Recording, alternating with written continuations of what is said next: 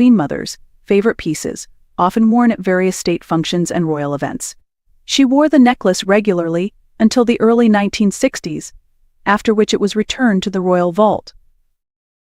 In the 1980s, it remained there until 2017, when Princess Catherine received it as a loan from Queen Elizabeth II for the Spanish state banquet. This event was a significant moment in Catherine's journey as a senior royal. She paired the necklace with Queen Mary's lover's knot tiara and Princess Diana's Collingwood pearl and diamond earrings. The necklace complemented her Jenny Packham gown perfectly, with its rubies and diamonds sparkling under the palace's grand chandeliers. The media widely praised Catherine's choice, recognizing it as a nod to royal history and a bold fashion statement. In 2018, Queen Elizabeth II wore the necklace again at the Commonwealth dinner at Buckingham Palace. In December 2019, Catherine wore it once more at the diplomatic corps reception at Buckingham Palace, this time pairing it again with the lover's knot tiara, a piece closely connected to Princess Diana. The combination of these iconic pieces highlighted Catherine's growing role in the monarchy and her ability to blend tradition with modern elegance. The necklace's red rubies stood out against her white evening gown, creating a striking, timeless contrast. Each time Catherine has worn the Greville ruby floral bandeau necklace, it has been during significant royal events, elevating the necklace's status and reinforcing its importance as a symbol of continuity and tradition within the royal family. With its rich history and connection to the Queen Mother, the necklace represents the enduring legacy of the British monarchy. More than just a piece of jewelry, it is a link to the past, a symbol of royal continuity, and a testament to Catherine's evolving role within the monarchy. As she continues to represent the royal family on the world stage, it is likely that this exquisite necklace will make further appearances, adding new chapters to its already rich history. In a move that has left the world shocked, King Charles III is considering stripping his son, Prince Harry, of his royal title, the Duke of Sussex. This potential decision is sending ripples through both the British royal family and global media.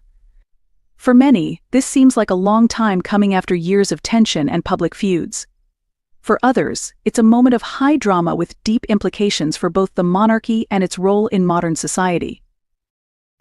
But before we delve deeper into this royal scandal, make sure to subscribe and hit the notification bell for more updates on this unfolding saga. 1. The strained relationship between King Charles and Prince Harry. The bond between King Charles III and Prince Harry has been fraught with tension for years. This tension escalated after Harry, alongside his wife Meghan Markle, decided to step back from their royal duties in 2020, an event famously referred to as Megxit. Since then, the distance between father and son has only widened, with both public and private disputes further damaging their relationship. One of the key moments that strained their relationship was Prince Harry's 2021 interview with Oprah Winfrey. In this tell-all conversation, Harry and Meghan revealed numerous shocking details about their treatment within the royal family. The couple claimed they had faced racism and emotional neglect, which added fuel to the already burning fire. 2. What led to this point? A history of royal tension. The tension between Prince Harry and the royal family has been building for years. Although Harry and Meghan's 2018 marriage was initially seen as a fresh and progressive step for the monarchy, it soon became clear that their integration into royal life would not be smooth. Intense media scrutiny, strict royal protocols, and the couple's sense of isolation pushed them toward a desire for independence. Their eventual decision to leave royal life behind and move to the US turned what was a family matter into a global spectacle. In subsequent interviews and their Netflix series, they shared their struggles, including Meghan's mental health battle and accusations of institutional racism within the royal family. These revelations stirred controversy and further strained Harry's relationships with his father and brother, Prince William. 3. Harry's life in the USA departure from tradition. Prince Harry and Meghan now reside in Montecito, California, far removed from the rigid protocols of British royal life. In the US, they have built new careers, forging media partnerships with Netflix and Spotify, where they share personal stories and champion causes like mental health awareness and social justice. But this move to the US signified more than just a change of address. It marked a dramatic departure from centuries-old royal customs. By leaving, Harry effectively distanced himself from the roles and responsibilities tied to his royal title, raising questions about what the title Duke of Sussex truly means when one is no longer actively part of royal duties. 4. The impact of Harry and Meghan's public statements. Perhaps the most damaging factor in this ongoing royal drama has been the couple's willingness to speak openly about their grievances with the royal family. Their infamous Oprah interview in March 2021 was a turning point, where they made explosive claims, including accusations of racism within the monarchy and sharing details about Meghan's mental health struggles. The global exposure of these issues put the royal family under intense scrutiny, damaging its carefully cultivated public image. These public statements only deepened the rift between Prince Harry and his family, leaving many wondering if reconciliation is even possible at this point. 5. The role of the royal title more than just a name. Royal titles in the British monarchy are more than mere names. They symbolize honor, duty, and a connection to centuries of tradition. When Prince Harry became the Duke of Sussex in 2018, it was a symbol of his commitment to royal service, a title bestowed upon him by Queen Elizabeth II on his wedding day. For Harry, keeping this title while forging a very different path in the US has raised eyebrows. Critics argue that if he no longer wishes to serve as a working royal, he should relinquish his title. To many, it seems hypocritical for him to maintain a royal designation while criticizing the institution that gave it to him. 6. King Charles' strategic move: a show of power. Now, King Charles III is reportedly considering taking drastic action. By discussing the possibility of stripping Harry of his title with Prime Minister Rishi Sunak, Charles is demonstrating his authority. This move, while unprecedented in recent history, would be a powerful message. Historically, royal titles have only been revoked in extreme circumstances, most notably King Edward VIII's abdication in 1936. Stripping Harry of his title would mark a significant assertion of Charles' authority as king, reinforcing his commitment to preserving the monarchy and its reputation. 7. The meeting with Prime Minister Rishi Sunak. Reports of a meeting between King Charles and Prime Minister Rishi Sunak have ignited intense speculation. British law states that a monarch cannot strip a royal title on their own. The decision requires Parliament's approval, and the Prime Minister advises the monarch on such matters. While it's unclear if a formal meeting has occurred, the fact that such discussions are being considered signals the gravity of the situation. Whether this leads to legislative action or is simply a strategic warning to Prince Harry remains to be seen. 8. Public reaction: divided opinions. The public is sharply divided over the potential decision to strip Harry of his title. Some believe that King Charles is justified in wanting to protect the monarchy's dignity and reputation. They argue that Harry's public criticisms have brought undue drama and scandal to the royal family. Others, however, sympathize with Harry's perspective, seeing his outspoken views on mental health and racism as a reflection of important societal issues. They argue that Harry has the right to share his experiences, and removing his title would be seen as a petty response to valid criticism. 9. The political implications of stripping a title. The potential revocation of Prince Harry's title isn't just a family issue, it carries political implications as well. The monarchy plays a central role in the UK's constitutional framework, and such a bold decision could set a precedent. If Harry's title is revoked, could other royals face similar consequences in the future? This raises the question of whether the monarchy would be seen as punitive toward members who speak out, which could weaken its public standing. On the other hand, removing Harry's title might be seen as a necessary step in preserving the monarchy's unity and dignity, particularly in the face of modern challenges. 10. What would happen next for Harry? Should Harry lose his title, it would mark a significant shift in his public persona. While Harry and Meghan have already built a brand outside of their royal roles, the Duke of Sussex title still carries weight and recognition. Without it, their influence might diminish, or it could evolve as they continue to pursue independent projects. For Harry, this would be uncharted territory, navigating life completely separated from the institution that shaped his identity for so many years. 11. The future of the royal family: can they heal? Despite the drama, there are still some who hope for a reconciliation between Harry and his family. Royal families have endured internal conflicts before and found ways to mend relationships. However, the longer these public disputes continue, the less likely it seems that healing is possible. If King Charles decides to strip Harry of his title, it might mark the final rupture in their relationship, closing the door on any possibility of reconciliation. 12. Final thoughts: a royal drama for the ages. The royal family is no stranger to drama, but the current feud between King Charles and Prince Harry is a defining moment. Whether or not Charles moves forward with stripping Harry's title, the consequences will be felt for years to come. This saga represents not just a family dispute but a critical juncture in the evolution of the British monarchy. As the world watches, we are left to wonder: will King Charles make an example of his son, or will the Duke of Sussex retain his title? Regardless of the outcome, this will undoubtedly be remembered as a significant chapter in the royal family's long and storied history. Princess Charlotte, the granddaughter of the King of England, is a rising fashion icon, a socialite, and a prominent figure in British high society. What does daily life look like for this young princess? It's even more fascinating than you might expect.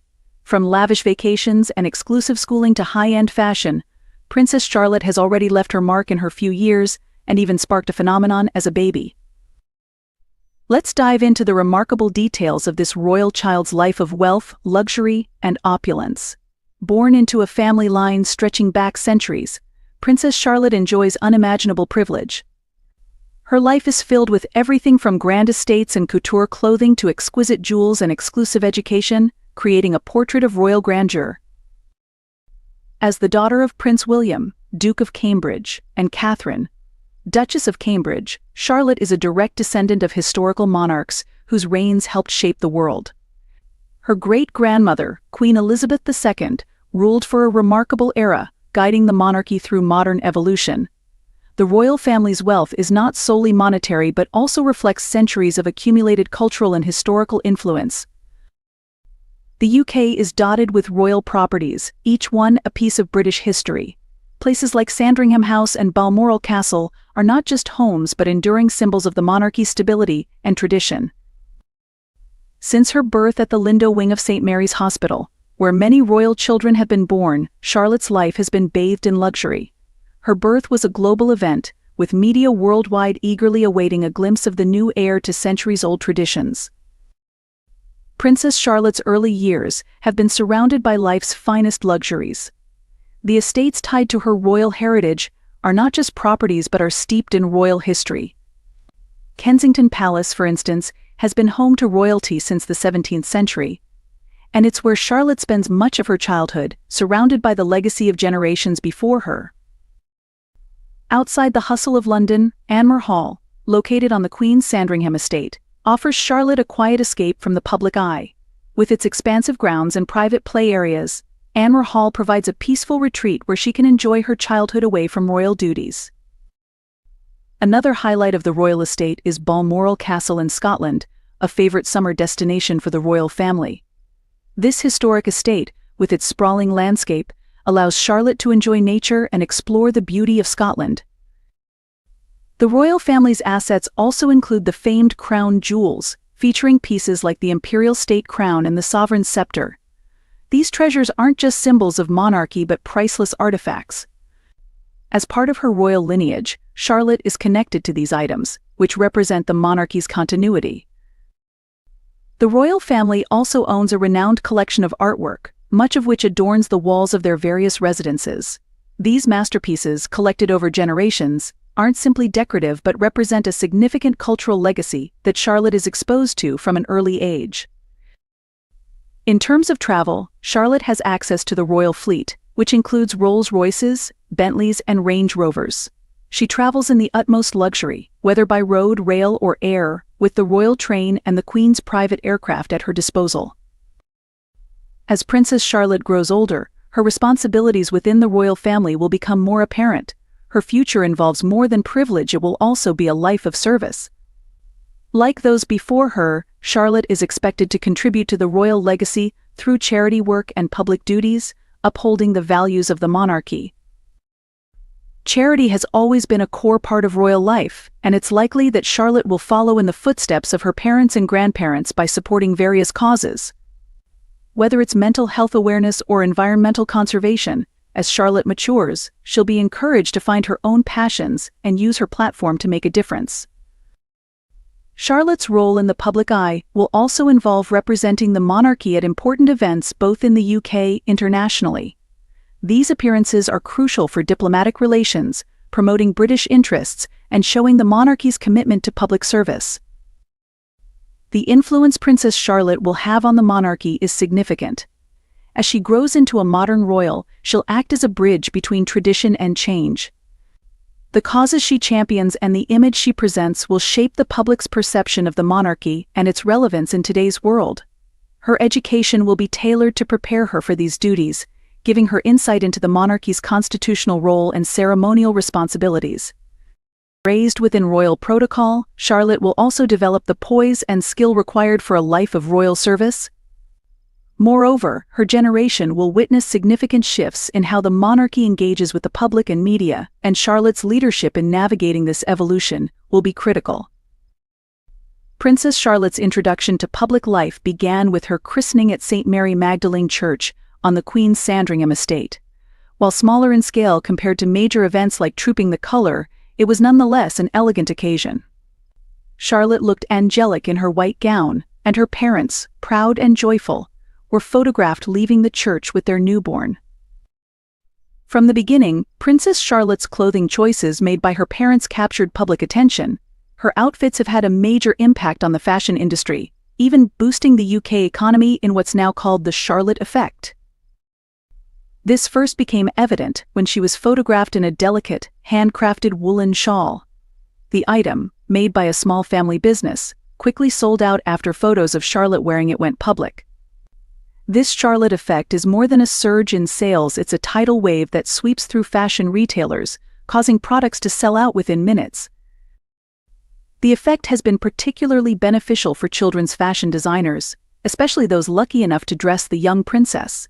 One example is a pastel yellow cardigan adorned with sheep, which became an overnight sensation after Charlotte was seen wearing it. Parents rushed to purchase the same item for their children, resulting in a complete sellout and long waiting lists. The Charlotte effect goes beyond fashion trends, it reflects a shift in consumer behavior. Parents aren't just buying clothes, they're buying a piece of the royal fairy tale. This story, woven with themes of tradition and childhood innocence, is a powerful driver of sales and fashion trends. Interestingly, Charlotte's wardrobe mixes high-end and more affordable brands, showing a balance between royal luxury and everyday accessibility. This combination has had a democratizing effect, allowing consumers to feel connected to royal style, no matter their budget.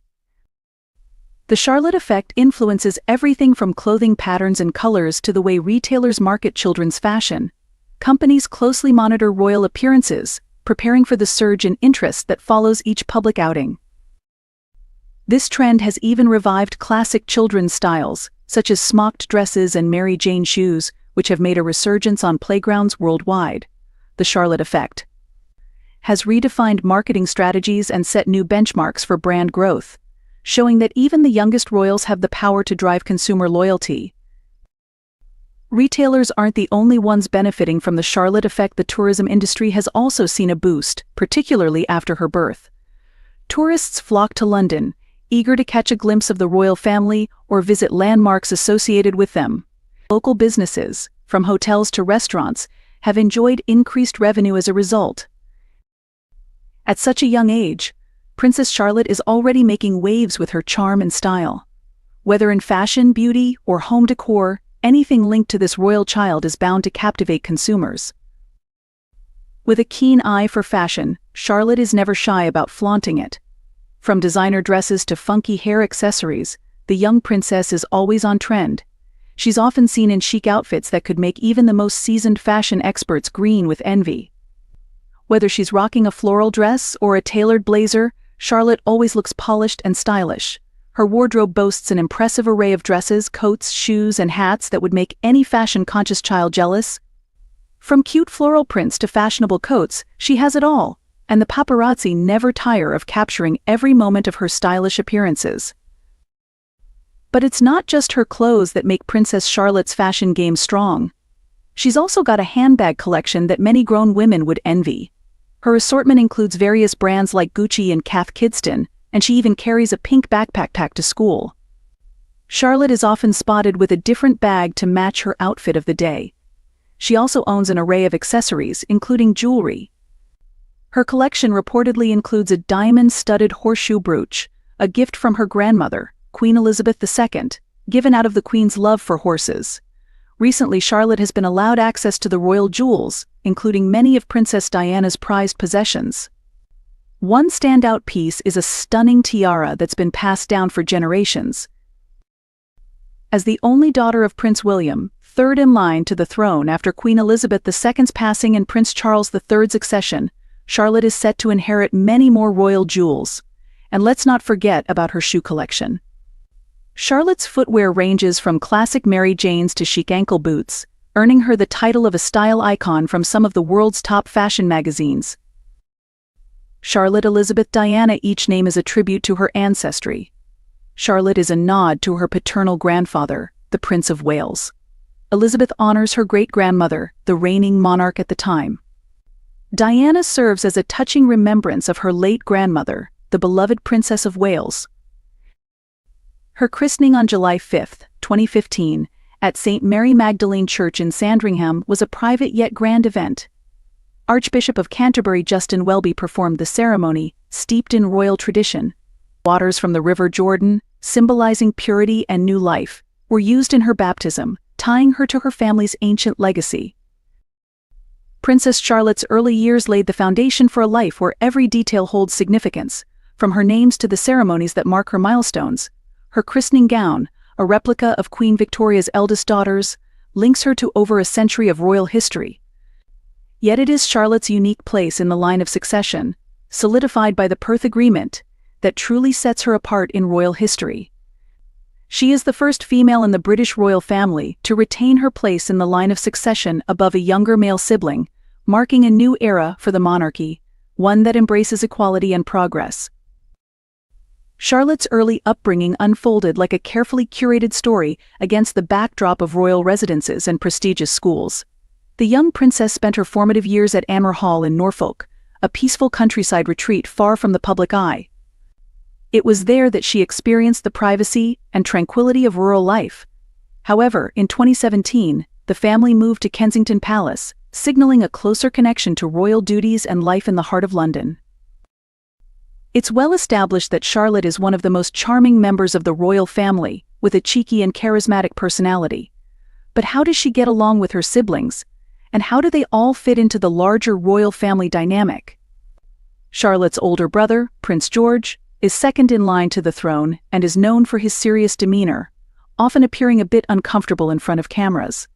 Charlotte, on the other hand, is quite the opposite, always ready to flash a mischievous grin and steal the spotlight. Yet, they seem to get along well, as shown during a 2020 Christmas pantomime at the London Palladium when the two were seen playfully interacting. The youngest Cambridge sibling, Prince Louis, was born in 2018, and Charlotte has taken on the role of protective older sister. She's often seen holding his hand or offering a comforting hug, and the two have been caught laughing together on camera. Their bond is heartwarming, with Charlotte stepping up as a big sister and Louis looking up to her. When it comes to love, Charlotte is surrounded by it. She's charmed everyone around her: parents, teachers, classmates, siblings, and even her grandparents. It's clear that Prince Charles, the Duke of Cornwall, has a soft spot for her. In 2018, during an official visit to Scotland, Charles was caught on camera sharing a sweet moment with Charlotte, playfully picking her up and kissing her on the nose. The Prince of Wales clearly enjoys spending time with his grandchildren, and Charlotte seems to be a favorite. Charlotte also had a special bond with her late great-grandmother, the Queen Mother. In a documentary about the Queen Mother's life, Princess Catherine shared that Charlotte loved looking at photographs of her, and that the two shared a passion for horses. Queen Elizabeth, however, is known for being more reserved with public displays of affection, but even she couldn't resist Charlotte's charm. Their resemblance is striking. The royal family is undeniably blessed with good looks, but Charlotte's likeness to both Queen Elizabeth II and Princess Diana is uncanny. She's inherited her great-grandmother's piercing blue eyes and regal demeanor, as well as her grandmother's charming smile and infectious personality. While some may credit genetics for Charlotte's regal appearance, it's hard not to wonder if Buckingham Palace has a secret fountain of youth hidden in its gardens. Before the splendor of formal education, every child's learning journey begins with the early years that set the foundation for future success. For Princess Charlotte, this began at Wilcox Nursery School in London's upscale Kensington neighborhood. This prestigious nursery, known for its exclusive clientele, became Charlotte's first educational playground, with a curriculum focused on play, learning, and social development. Wilcox Nursery is no ordinary institution. It's where the next generation of society takes its first steps into the world of education. Starting school can be daunting, even for a princess, but Charlotte handled it with grace. On her first day, she confidently walked alongside her parents, wearing a smart navy blazer and white shirt, complete with a neat ponytail and a big smile. Charlotte's school fashion game was already on point. Charlotte's education is a critical part of her growing net worth. She attends Lambrook School, a private institution in Berkshire that charges tuition fees based on the child's age. Charlotte's tuition is approximately Ps 19,343, less than her brother Prince George's fees but more than Prince Louis's. Lambrook is a top-tier school with a rich history and high academic standards. It's no surprise that the Duke and Duchess of Cambridge selected this school for their daughter, known for its small class sizes and a curriculum that promotes not only academic excellence but also personal growth. Princess Charlotte's education isn't just about academics. It's carefully tailored to prepare her for a future of royal responsibilities. Along with a standard curriculum, her schooling includes lessons in character development, with an emphasis on respect, courtesy, and confidence, traits essential for someone of her status. Her love for horses is nurtured through lessons in equestrian arts, connecting her to royal traditions. She may also receive music lessons, likely in piano or violin, and participate in competitive sports such as tennis, swimming, or hockey. Charlotte's education extends beyond the classroom. She is likely learning multiple languages, a vital skill for a future royal involved in international diplomacy. Her studies likely include history lessons focused on the monarchy's role in the UK and Commonwealth, ensuring she is well versed in her family's legacy. Public speaking exercises help prepare her for future engagements, while philanthropic activities mirror the royal family's commitment to charity work. As Charlotte progresses, her education will likely include attendance at one of the UK's prestigious boarding schools, following in the footsteps of her father and grandfather. These schools are known for their rigorous academic programs, leadership training, and focus on public service, key attributes for someone in Charlotte's position. Her curriculum may also cover international relations and political science, vital for her future diplomatic endeavors. Additionally, Charlotte may study constitutional law to better understand the monarchy's role in governance. These experiences are designed to mold Charlotte into a modern princess, equipped with the knowledge, poise, and skills needed to represent the monarchy on the global stage. As she grows, her education will ensure she's prepared to assume royal duties while enjoying a life of privilege and luxury. It appears Meghan Markle's dazzling star power has landed her at the pinnacle of a local bookstore?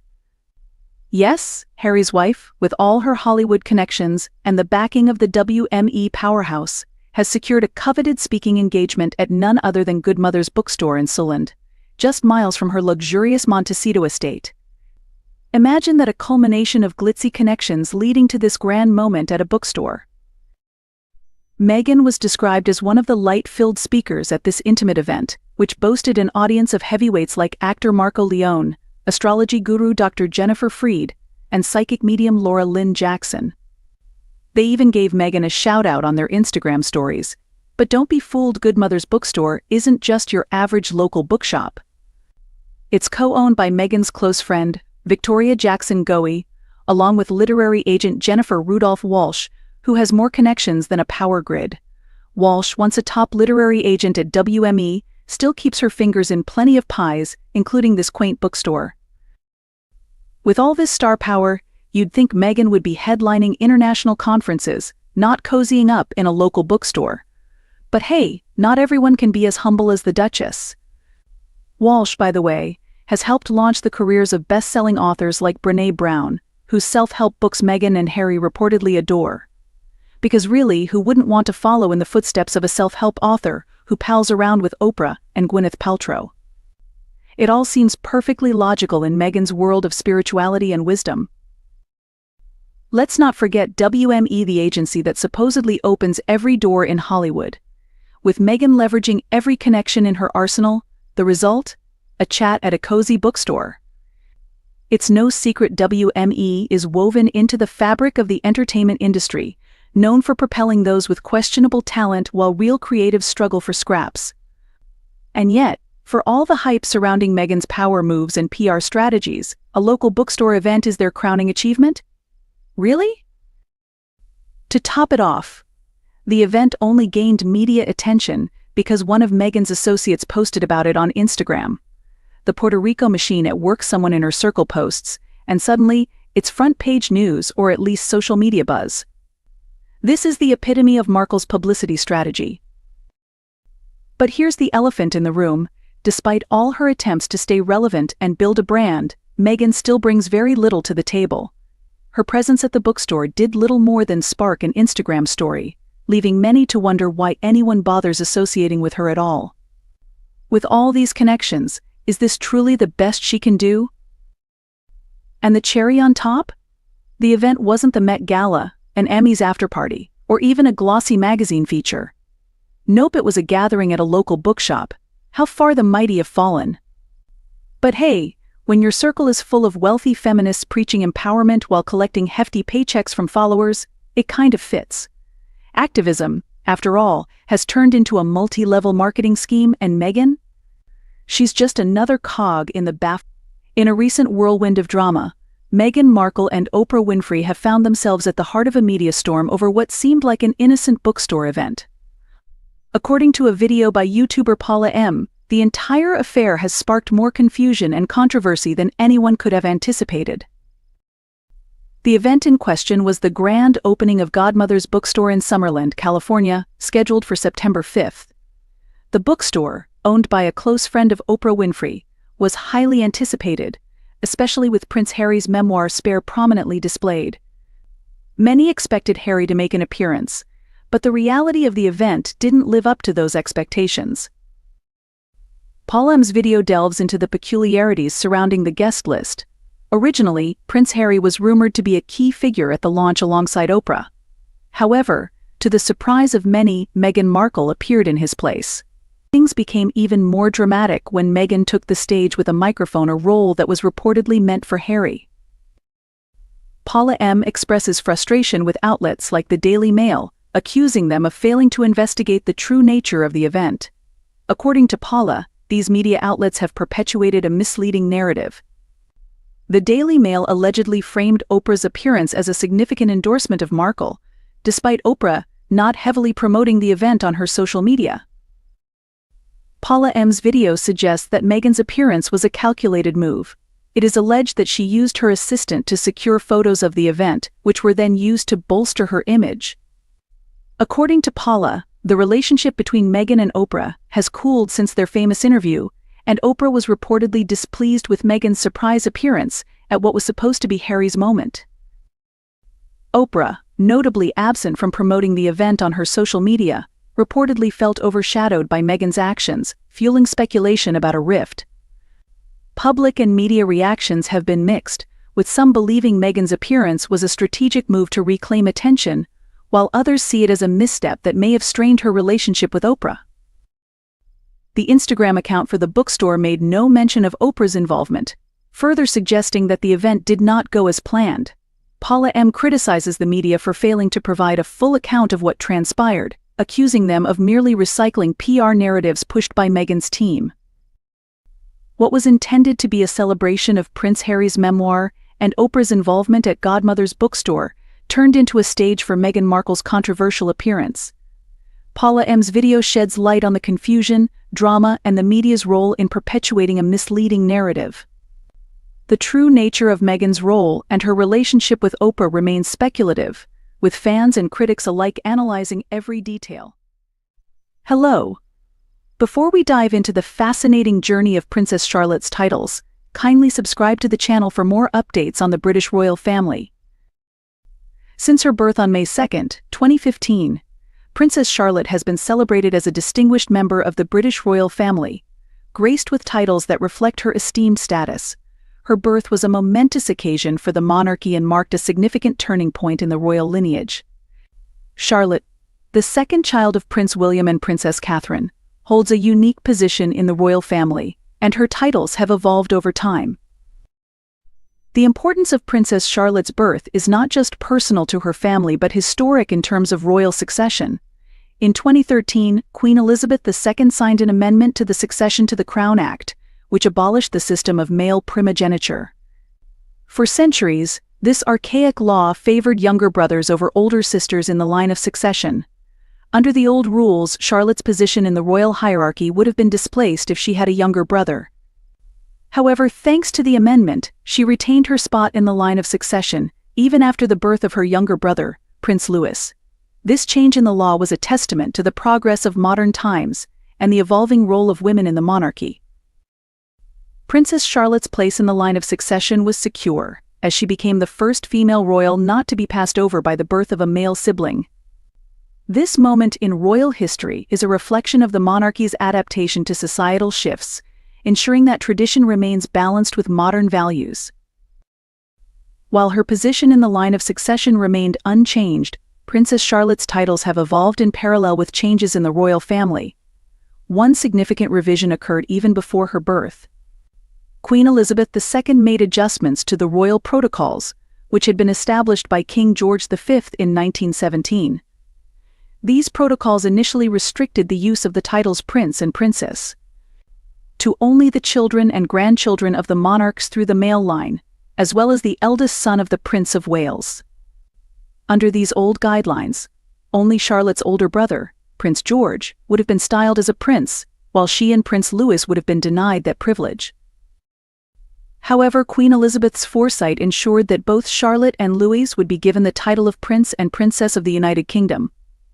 This change allowed Charlotte to bear her title of princess from birth, alongside her brother George.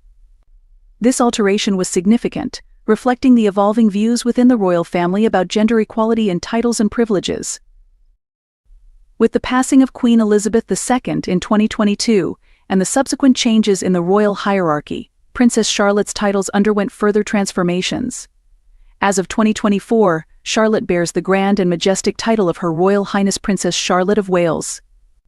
This title reflects her royal lineage and honors her father's position as the Prince of Wales, a title he received on September 9, 2022, following the ascension of King Charles III. Prior to this, Charlotte had been known as Princess Charlotte of Cambridge, a title she held when her father was the Duke of Cambridge. When William was elevated to the title of Prince of Wales, following his father's accession to the throne, Charlotte's title was updated to Princess Charlotte of Cornwall and Cambridge, and ultimately, Princess Charlotte of Wales. The Wales suffix is deeply symbolic, connecting Charlotte to her father's significant role as the Prince of Wales, a title traditionally held by the heir apparent to the British throne. It's worth noting that while Charlotte holds a formal princess title, her mother, Princess Kate, is not technically entitled to the title of princess in her own right. The title of princess is typically reserved for those born into the royal family, rather than those who acquire their titles through marriage. However, the public and media have long referred to Catherine affectionately as Princess Kate or Princess Catherine. Much like her late mother-in-law, Princess Diana was known as Princess Diana despite her formal title being Diana, Princess of Wales. As Princess Charlotte grows into adulthood, her titles may continue to evolve. Historically, male children and grandchildren of the monarch have been granted royal peerages upon marriage, and it's possible Charlotte could follow this tradition. In his biography, royal author Robert Jobson suggests that Charlotte may one day be granted the title of Duchess of Edinburgh, a title currently held by Prince Edward, the Duke of Edinburgh. After his passing or retirement, the title would revert to the crown, and it could be reissued to Princess Charlotte, should the reigning monarch decide. Alternatively, Charlotte could be granted the prestigious title of Princess Royal, which is traditionally given to the eldest daughter of the monarch. Currently, this title is held by Princess Anne, the only daughter of Queen Elizabeth II. If, in the future, Prince William ascends the throne after Princess Anne's passing, he may bestow this title upon Charlotte. The title of Princess Royal is a deeply respected one, and it is held by only one individual at a time, making it one of the most significant royal titles for a princess. As Princess Charlotte continues to grow, her journey through the royal titles and her evolving role within the British royal family will undoubtedly remain a subject of great public interest. While her titles may change and adapt as time goes on, one thing is certain: Princess Charlotte is destined for greatness, with a legacy that will forever be etched in royal history. Thank you for staying with us until the end. We'd love to hear your thoughts in the comments. Don't forget to subscribe to the channel for future updates on Princess Charlotte and other members of the royal family. Prince Harry's appearance on The Graham Norton Show took an unexpected turn when he insisted on being addressed as Your Highness, clashing with the show's typically relaxed and humorous atmosphere. The tension escalated quickly, despite Graham Norton's efforts to keep things light. As Harry stood firm on maintaining royal decorum, the mood in the studio became increasingly uncomfortable for both the audience and the crew.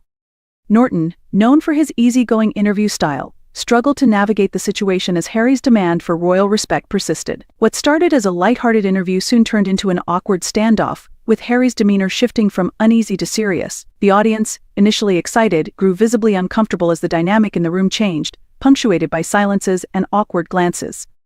Despite his attempts to salvage the situation with humor, Norton eventually had to make the difficult decision to ask Harry to leave the stage. The incident quickly went viral, sparking intense debate on social media. Some viewers praised Norton for standing by the show's informal tone and refusing to cater to royal demands, while others sympathized with Harry, arguing that his expectations were reasonable given his background. Public opinion became sharply divided. Critics argued that Harry's insistence on royal titles highlighted his detachment from modern attitudes toward the monarchy, especially in a casual entertainment setting. To them, his behavior symbolized a lingering sense of royal privilege that felt out of place in today's world. Others, however, viewed the incident as emblematic of Harry's broader struggle to adjust to life outside the royal family, where his titles no longer carry the same automatic deference. Supporters of Harry felt Norton's handling of the situation was disrespectful, particularly given Harry's well-documented struggles with mental health and the intense scrutiny he has faced since stepping back from his royal duties. The incident raised larger questions about Harry's evolving role. Is he a private citizen, or is he still caught between wanting to escape royal obligations while expecting the privileges they bring? This dilemma has followed both Harry and Meghan since their departure from royal life. Every public appearance they make is closely scrutinized, as the couple tries to strike a balance between privacy and public expectation. The clash on The Graham Norton Show also touched on broader societal debates about the monarchy's relevance in the modern world. In many ways, it symbolized the ongoing struggle between tradition and modernity, with Harry caught between the two. The viral moment left many wondering whether Harry's insistence on formality was a rare misstep, or a deeper reflection of his ongoing internal conflict. The backlash, both supportive and critical, highlighted the delicate position Harry continues to occupy in a world where titles and formalities no longer hold the weight they once did. This incident will likely be remembered as another complicated chapter in Harry's post-royal journey, raising questions about his future role in the public eye. The Toronto International Film Festival has been swept up in controversy following a high-profile snub that has sparked widespread speculation in the entertainment world. According to a flurry of sensational YouTube videos and swirling rumors, legendary musician Elton John has reportedly declined Prince Harry's request to join the panel discussion for his documentary Elton John Never Too Late. This unexpected rejection has left fans and observers abuzz, casting a shadow of drama over the event. The documentary, which premiered at TIFF, delves deeply into Elton John's life and career, and fans had eagerly anticipated the panel discussion, hoping the iconic singer-songwriter would share personal anecdotes and insights. However, in a twist that shocked many, Prince Harry, who has long been regarded as a close friend of Elton John, will not be participating. Sources suggest that Prince Harry had expressed a strong interest in joining the panel, particularly given his well-known admiration for Elton John and his advocacy for issues close to the musician's heart. However, Elton John, known for his meticulous control over his public image, reportedly turned down Harry's request with firm resolve. The decision appears to stem from Elton's desire to keep the event focused exclusively on the documentary and his own experiences. Sources indicate that Elton, who has been open about his struggles with addiction and mental health, was concerned that Harry's presence might shift the focus away from the film's core messages and themes. The musician's priority seems to have been ensuring that the discussion remains centered on the content of the documentary rather than any royal-related distractions. The relationship between Elton John and the British royal family has always been a complex one. Elton famously performed at Princess Diana's funeral and has maintained a close friendship with Harry over the years. However, Elton's decision to exclude Harry from the panel appears to be a calculated move to preserve the integrity of the event. Some speculate that the dynamic between them may have shifted following Harry and Meghan Markle's decision to step back from royal duties in January 2020. Surprise, as he learned of it only after the couple's public announcement on Instagram. Further complicating matters is the rumor that tensions between the couple and Elton John had already emerged. Their once close relationship was reportedly strained when Harry and Meghan skipped the 31st Annual Academy Awards viewing party hosted by Elton's AIDS Foundation. Royal author Tom Bower even claimed that, contrary to public belief, the couple was not invited to the event, calling them Hollywood nobodies, and cautioning that their actions might damage the monarchy's reputation. As the drama continues to unfold, fans and media alike remain captivated by the unfolding saga between Elton John and the Duke of Sussex.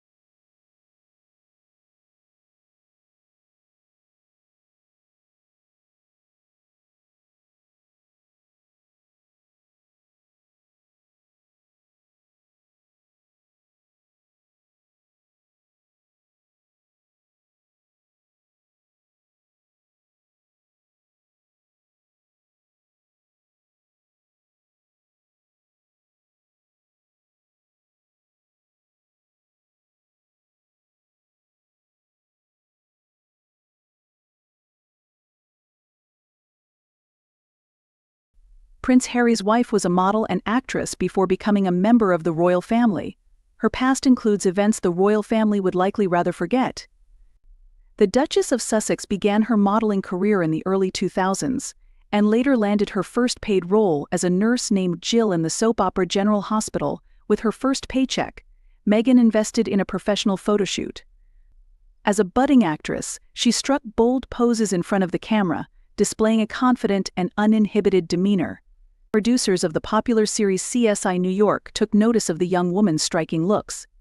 Markle was cast as Veronica Perez, a housekeeper suspected of murdering her employer.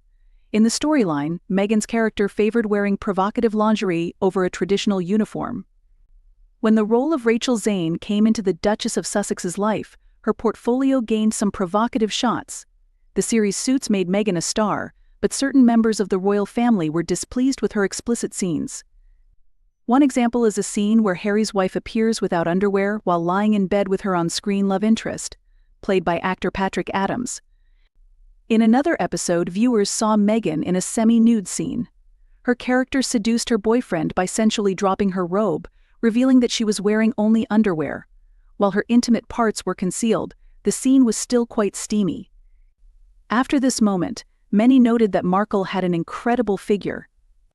Meghan and Patrick brought passion to life in the 16th episode of Season 2. Markle's character locked the door to the archive where she was with her colleague, and instead of working, the two got caught up in a romantic moment. After watching the scene, viewers speculated that there might be real feelings between the actors. However, Patrick later dismissed these rumors, stating it was just acting. In fact, after Meghan married Harry, Patrick admitted he was hesitant to call her. A few messages and gifts were sent, but I'm still a little nervous. I just worry that reaching out might cross their personal boundaries, Adams confessed. Sarah Ferguson recently drew attention with an emotional two-word tribute to her daughter, Princess Beatrice, and her stepson in celebration of Beatrice's 36th birthday. The Duchess of York expressed admiration for her daughter's warmth, curiosity, and zest for life. Additionally, her message revealed the deep bond she shares with her stepson, Christopher Wolfe, the 8-year-old son of Beatrice's husband, Edoardo Mapelli-Mozzi, and his former partner, Dara Huang. Christopher has often spoken of Princess Beatrice as an amazing stepmother, further highlighting the strong connections within their blended family. In her heartfelt birthday message, Sarah Ferguson paid tribute to her daughter by expressing admiration for Beatrice as a daughter, mother, stepmother, sister, wife, and woman, calling her simply incredible. She also shared her gratitude for Beatrice's wisdom and kindness, stating that she feels lucky to benefit from her daughter's insight and strength every day. This touching message underscores the pride and love Sarah feels for Beatrice, who has continued to impress and inspire those around her. Since marrying real estate developer Edoardo Mapelli-Mozzi, Princess Beatrice has fully embraced her role as a devoted stepmother to Christopher and a mother to her 2-year-old daughter, Sienna. Friends have spoken about how Beatrice made Christopher feel like part of the family from the very beginning. In a 2019 interview with People magazine, a royal insider described how Beatrice has always been committed to forging a strong bond with Christopher, exemplifying her love and dedication to her blended family. Beyond her family responsibilities, Beatrice has often spoken about the importance of reading, particularly with her stepson. When announcing the 2023 Oscars Book Prize recipient, she shared how much she enjoys reading with Christopher, reflecting on the joy of growing up surrounded by literature. Beatrice also emphasized the importance of maintaining those cherished moments between parents and children, particularly in an age-dominated technology. For her, reading together has become a treasured tradition that deepens their connection and creates lasting memories. Sarah Ferguson's touching comments about Beatrice also follow a difficult time for the Duchess of York, who faced 2 cancer diagnoses earlier this year. Beatrice revealed in May that her mother had undergone a successful mastectomy after being diagnosed with breast cancer last year, and that she has since been given a clean bill of health. During an interview on This Morning, Beatrice shared that her mother is doing really well and expressed relief that Sarah is now thriving after such a challenging health scare.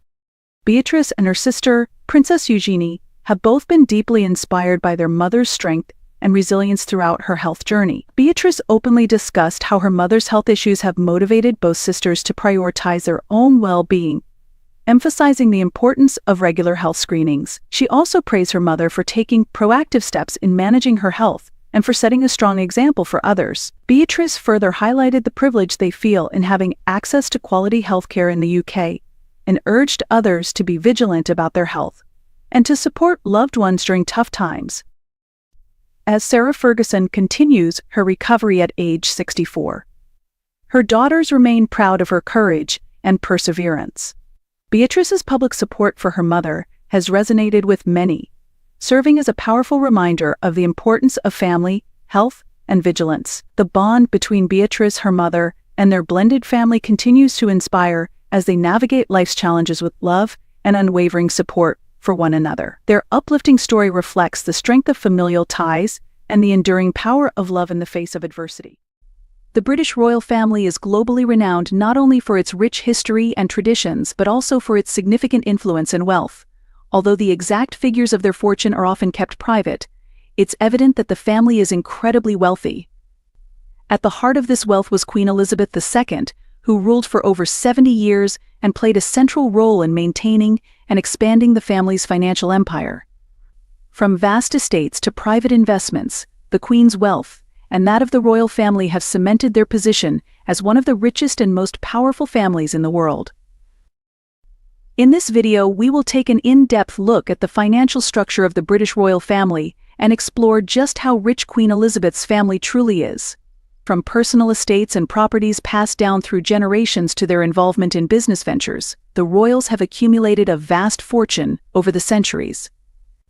If you're fascinated by the grandeur of the British monarchy and want to learn more about the wealth behind the crown, stick with us. And don't forget to subscribe to our channel and hit the notification bell so you never miss any updates about the royal family and their ever-evolving fortunes. Queen Elizabeth II, who passed away in September 2022 after an extraordinary reign of 70 years, was one of the wealthiest individuals in the royal family. Her personal net worth at the time of her death was estimated to be around $500 million. This fortune came from a mix of inherited assets, investments, and ownership of private estates, such as Balmoral Castle in Scotland and Sandringham House in England, both passed down from her father, King George VI. These two properties alone are estimated to be worth around $200 million combined. In addition to her real estate holdings, Queen Elizabeth also had a significant collection of personal jewelry, art, and rare stamps, all of which contributed to her personal wealth. Interestingly, the Queen also had a passion for horse racing, a hobby that reportedly earned her over $9 million in prize money throughout her life. This diverse range of income sources helped maintain her impressive personal fortune and funded her lifestyle and various charitable endeavors. Beyond personal wealth, the British monarch receives an annual allowance known as the Sovereign Grant. This grant is designed to cover official expenses such as travel, security, and the maintenance of royal residences. The Sovereign Grant is set at 25% of the profits generated by the Crown Estate, a vast portfolio of land and property owned by the monarchy but managed independently. For the fiscal year 2023 to 2024, the Sovereign Grant was approximately $110 million, marking an increase from previous years due to the ongoing renovations at Buckingham Palace. Funded by UK taxpayers, the Sovereign Grant translates to a cost of around $1.65 per person per year. While this annual allowance is substantial, it only represents a fraction of the royal family's overall wealth, which includes additional income streams such as the Duchy of Lancaster and the Duchy of Cornwall. Another significant source of income for the British monarch is the Privy Purse, which is derived from the Duchy of Lancaster.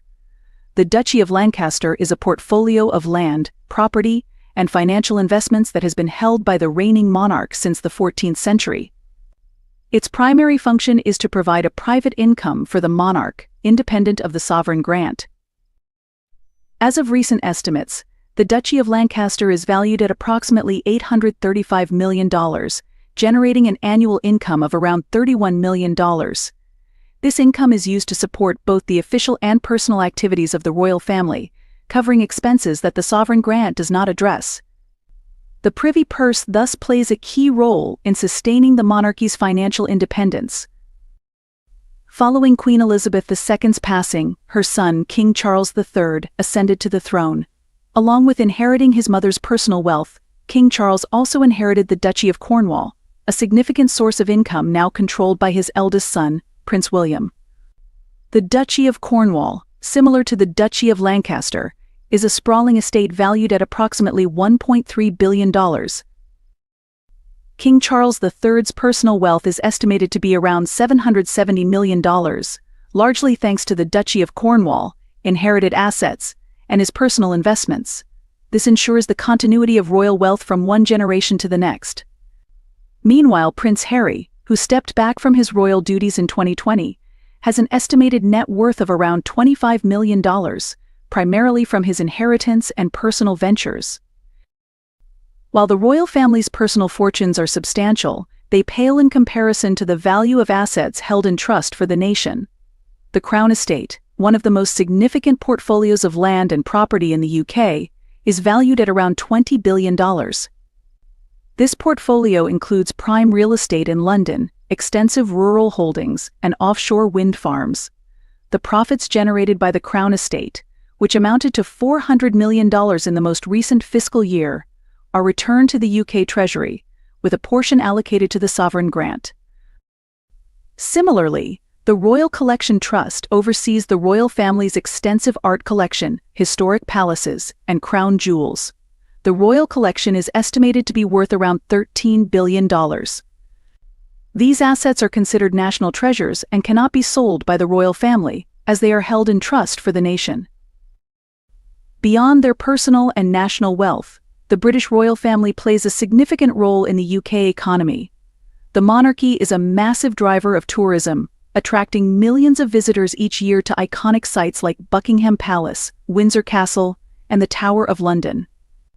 It is estimated that the monarchy contributes approximately $2.3 billion annually to the British economy through tourism, merchandise sales, and media coverage.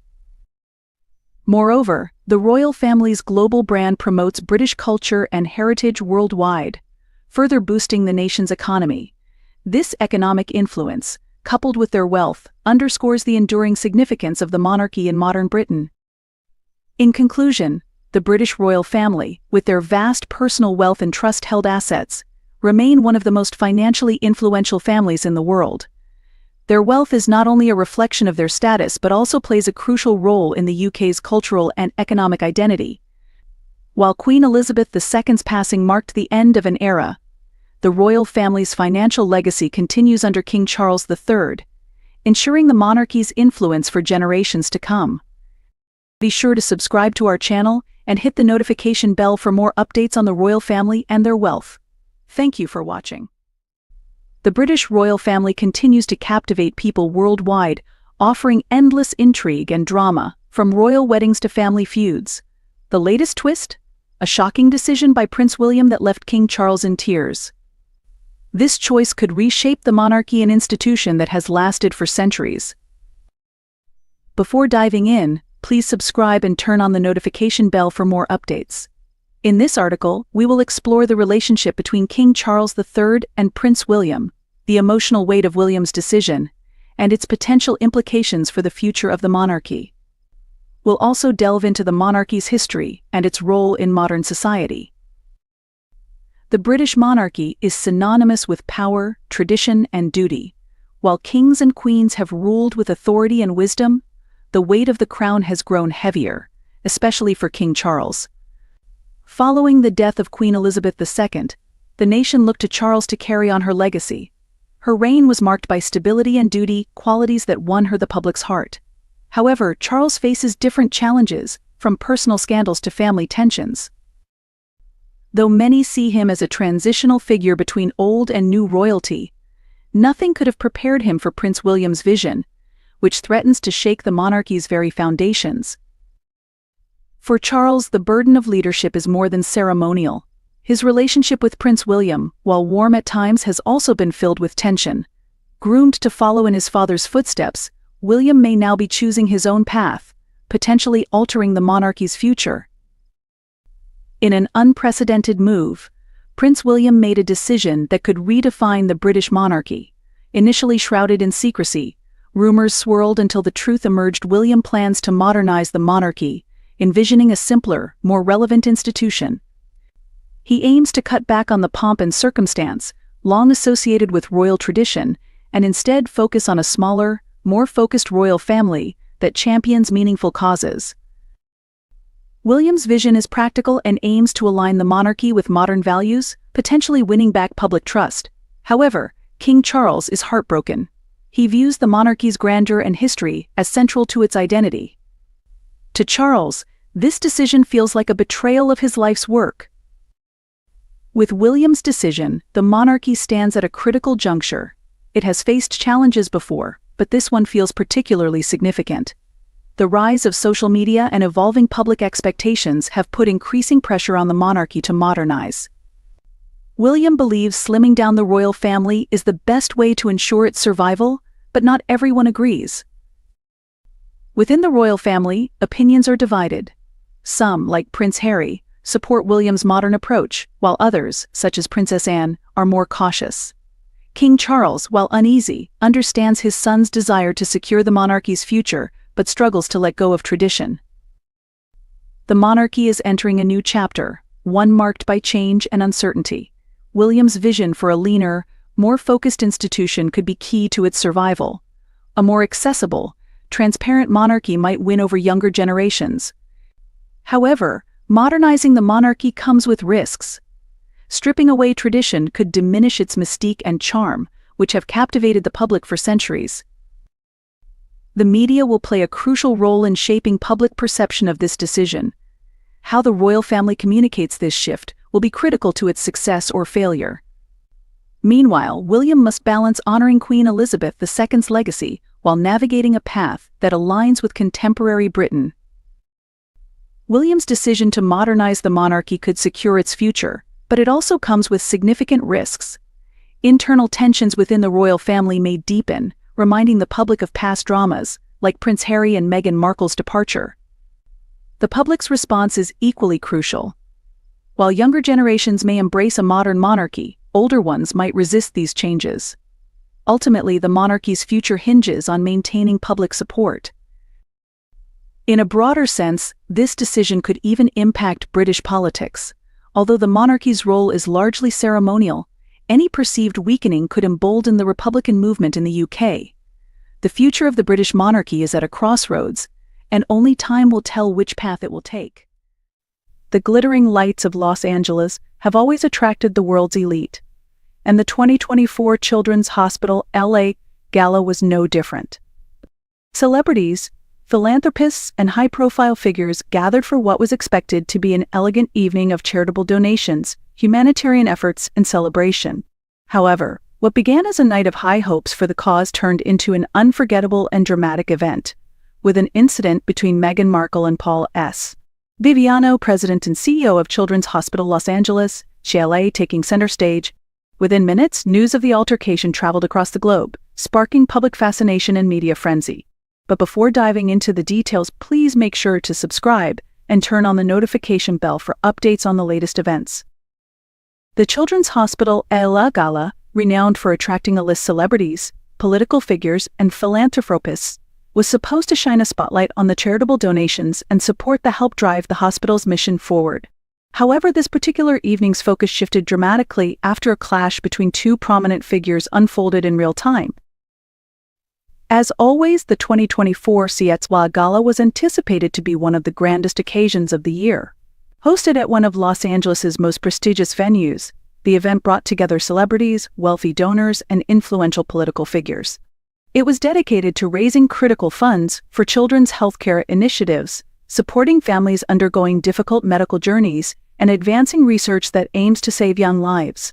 The cause itself has long attracted famous faces, as these high-profile individuals have often used their fame and resources to help the hospital fulfill its mission of improving the well-being of children. At the helm of the Children's Hospital Los Angeles was Paul S. Viviano, who had served as its president and CEO since 2015. Under his leadership, the hospital had experienced significant growth, making strides in patient care and research, with its reputation expanding internationally. Viviano was a key figure at the event, and as usual, His presence ensured the night would be filled with messages of compassion and care, keeping the hospital's noble mission at the forefront. His calm demeanor and focus were well known, making his role in the night's dramatic incident all the more surprising. The event, which promised a glamorous mix of Hollywood's elite and heartfelt philanthropy, included a guest list featuring renowned figures such as Ellen DeGeneres, Leonardo DiCaprio, and Oprah Winfrey. With such a star-studded lineup, expectations for a magical night were high. Yet, amidst the glitzy displays of wealth and generosity, an unexpected turn of events was about to eclipse all other proceedings.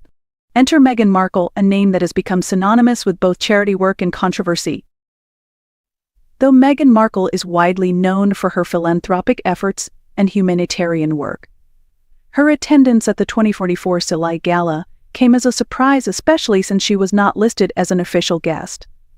Over the years, Markle has distanced herself from the British royal family, choosing instead to make a home in California with her husband, Prince Harry. Since their departure from royal duties, Meghan has become a fixture in the world of American celebrity, appearing at various high-profile events and using her platform to champion causes she cares about. However, despite her well-known charitable work, she had not gone through the formal process for attending this particular gala. Dressed in a stunning, attention-grabbing gown, Meghan made her unexpected entrance with grace, smiling for the cameras that immediately turned toward her. For a brief moment, it seemed that her arrival would be embraced. After all, she has long supported causes related to children's health and well-being. Yet, while Meghan smiled for the flashes of photographers, something far less cheerful was brewing behind the scenes. Word soon reached the event's organizers that Meghan had arrived uninvited. According to sources, she had not RSVP'd, nor followed the protocols for attending this exclusive event. Paul S. Viviano, known for his meticulous planning and strong adherence to protocol, was reportedly displeased with her presence. The gala had been carefully organized to honor those who had contributed significantly to the hospital's mission, and Meghan's unexpected arrival was seen as a disruption to that focus. For Viviano, the event was not merely a celebrity showcase, but a serious fundraiser aimed at helping the hospital raise crucial funds for children's healthcare. Thus, any distraction, especially one as high-profile as this, was unacceptable. Paul S. Viviano, often described as a calm and diplomatic figure, has led the Children's Hospital Los Angeles with unwavering dedication since 2015. Under his leadership, the hospital has overcome significant challenges, expanded its services, and grown into one of the premier children's healthcare institutions in the world. His attention to detail and adherence to strict protocols is well known, particularly when it comes to high-profile events like the annual gala. When news reached Viviano that Meghan Markle had entered the event without an invitation, his reaction was immediate. According to insiders who witnessed the moment, Viviano was visibly upset. He reportedly felt that her appearance, without having gone through the proper channels, was a slight against the event's purpose and those who had been formally invited. For Viviano, the event's guest list had been crafted with care to honor the many individuals and organizations that had made significant contributions to the hospital's cause, and Meghan's uninvited arrival threatened to overshadow that effort. Eyewitnesses described the confrontation between Viviano and Markle as tense. In an unprecedented move, Viviano directly approached Meghan, making it clear that her presence at the gala was inappropriate given that she had not been invited. According to those who were present, Viviano did not mince words, insisting that she leave immediately, till Meghan, taken aback by his forceful stance, reportedly tried to explain her intentions, stating that she was there to support the cause. However, Viviano was not swayed, and as the confrontation escalated, security was called in to handle the situation. Despite Meghan Markle's attempts to reason with Viviano, it quickly became evident that her efforts were in vain. The situation continued to escalate, and Viviano stood firm in his decision. According to multiple reports, security was involved in escorting Meghan from the event, marking a dramatic and unexpected end to her evening. Attendees were left in shock as they witnessed one of the most talked-about women in the world being removed from a prestigious gala. The image of Meghan Markle being shown the door at such a high-profile event was a sight few could have predicted. Known for her elegance, poise, and charitable work, Meghan now found herself at the center of a public spectacle that had little to do with her humanitarian efforts. Instead, the incident cast a shadow over her carefully curated public image, leaving many to wonder what had led to such a sudden and explosive reaction from Viviano. The incident immediately made waves on social media, with hashtags, memes, and debates dominating online platforms. Some defended Meghan, arguing that her intentions were pure and that she was simply trying to lend her support to a good cause. Others, however, sided with Viviano, praising him for upholding the integrity and exclusivity of the event. News outlets quickly picked up the story, with headlines ranging from Meghan Markle thrown out of Children's Hospital Gala to Paul Viviano defends event protocols. Each uninvited celebrity. The public reaction was divided. On one hand, Viviano was hailed as a protector of the event's mission, someone who refused to let even the most famous celebrities distract from the evening's charitable purpose. His leadership was applauded by many, who saw his actions as a demonstration that no one is above the rules, not even a former duchess. On the other hand, Meghan's supporters decried the incident as yet another example of how she has been unfairly targeted by the media and certain elite circles. Some argued that Viviano's actions were harsh and unnecessary, and they saw the ejection as reflective of the broader challenges Meghan has faced in her transition from royal life to a new public role. In the days following the event, speculation mounted about how Meghan Markle would respond to the incident. Would she release a statement? Would she address the situation in an interview? Her silence only fueled further rumors, as the public waited to hear her side of the story. At the same time, news related to other royal family members began to surface. A new report contradicted earlier claims that Kate Middleton, the Duchess of Cambridge, had reached out to Prince Harry on his birthday, signaling a potential thaw in the ongoing rift between the brothers. Instead, it was suggested that Middleton had distanced herself from any peacemaking efforts between Prince William, Prince Harry, and Meghan Markle. This development came shortly after Kate released an emotional video about her battle with cancer, where she reflected on her newfound perspective on life and the importance of gratitude. The dramatic ejection of Meghan Markle from the 2024 gala left an indelible mark on the evening and added yet another layer to the public's perception of both Meghan and the powerful figures involved. While the event was intended to shine a spotlight on the contributions to children's healthcare, the altercation overshadowed much of the night's charitable efforts. Now, with the story continuing to make headlines and speculation swirling about Meghan's next steps, the world waits to see what this latest chapter in her public life will bring.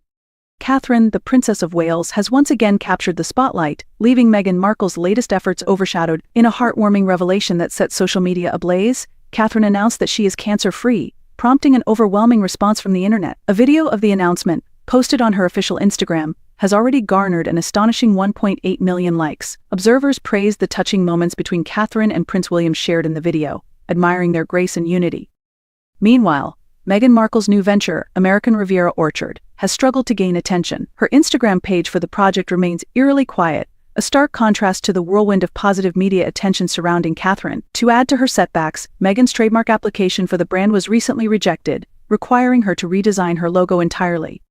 The contrast between the two women is glaring. Catherine's reputation, built on grace and dignity, has remained intact despite public scrutiny. She balances her royal duties with family life, often seen in tender moments with her children, managing to keep their private lives just that private. In contrast, Meghan's children remain largely out of sight, while she is often spotted at high-profile events, projecting an image that some find detached from the warmth that Catherine exudes. This recent episode further underscores the difference between the two approaches to public life. Catherine's ability to maintain a stable family environment resonates deeply with people. In contrast, Meghan and Harry's attempts at media stardom often seem disconnected and shallow, relying on a series of business ventures that fail to capture the same widespread affection. As Catherine enjoys the public's admiration, Meghan's attempts to stay relevant seem increasingly ineffective. While Catherine's video has captured hearts, Meghan's efforts, including public appearances, have struggled to create a lasting impact. Meghan's constant efforts to overshadow the royal family have only served to highlight her shortcomings.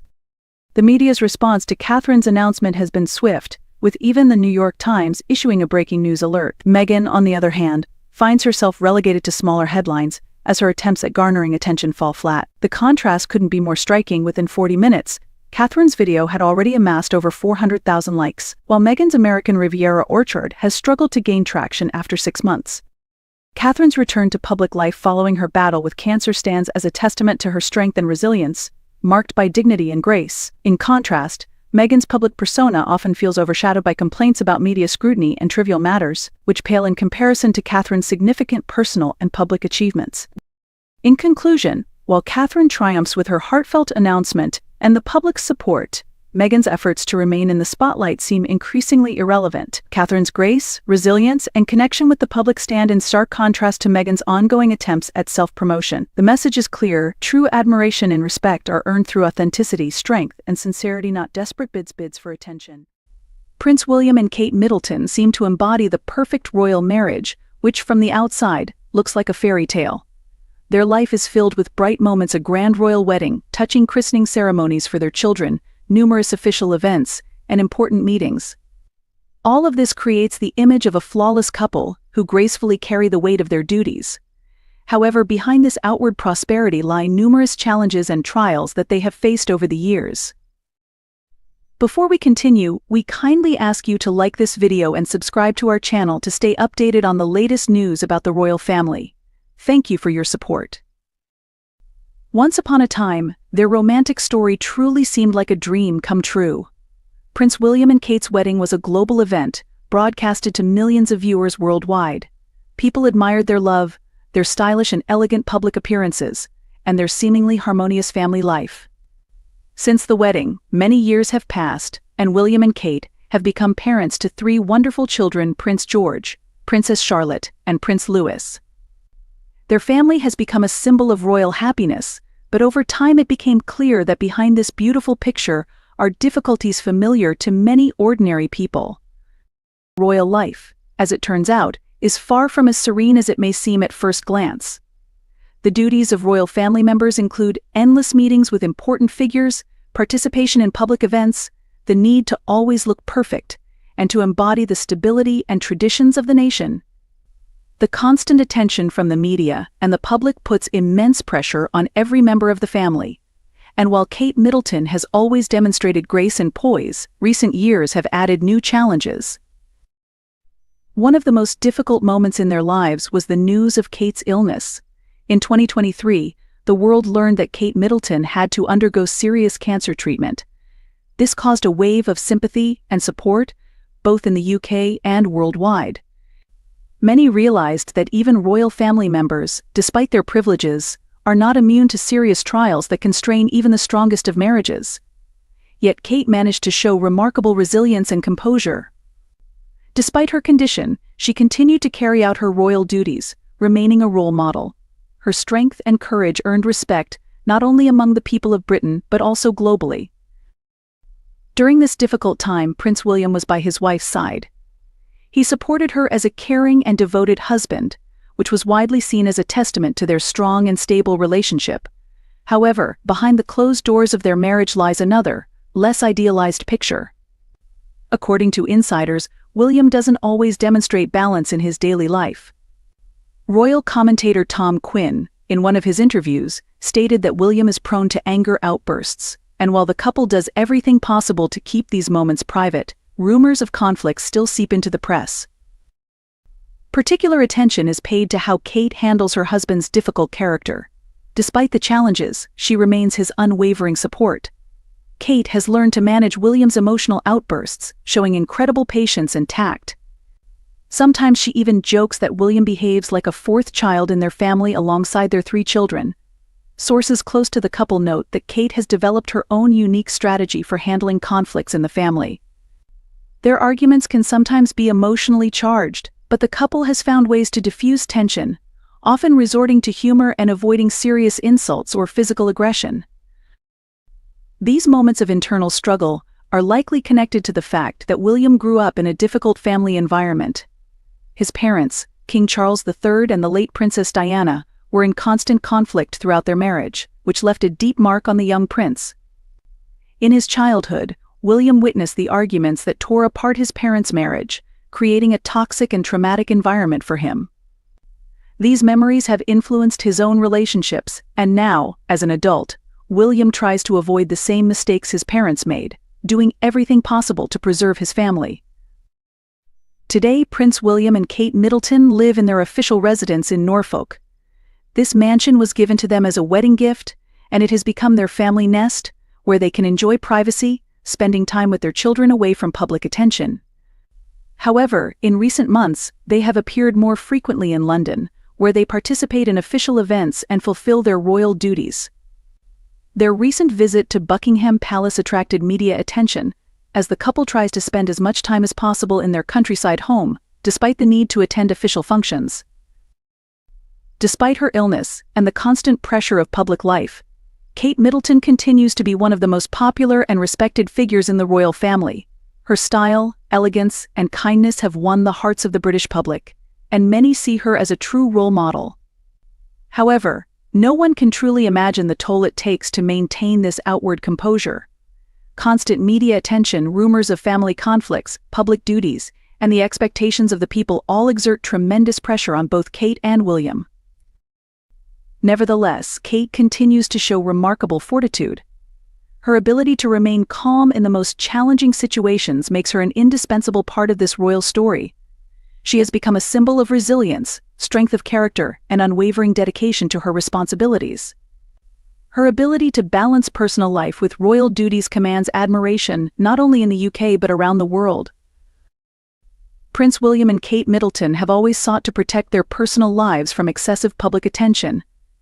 This desire is largely rooted in the deep trauma William experienced after the tragic death of his mother, Princess Diana.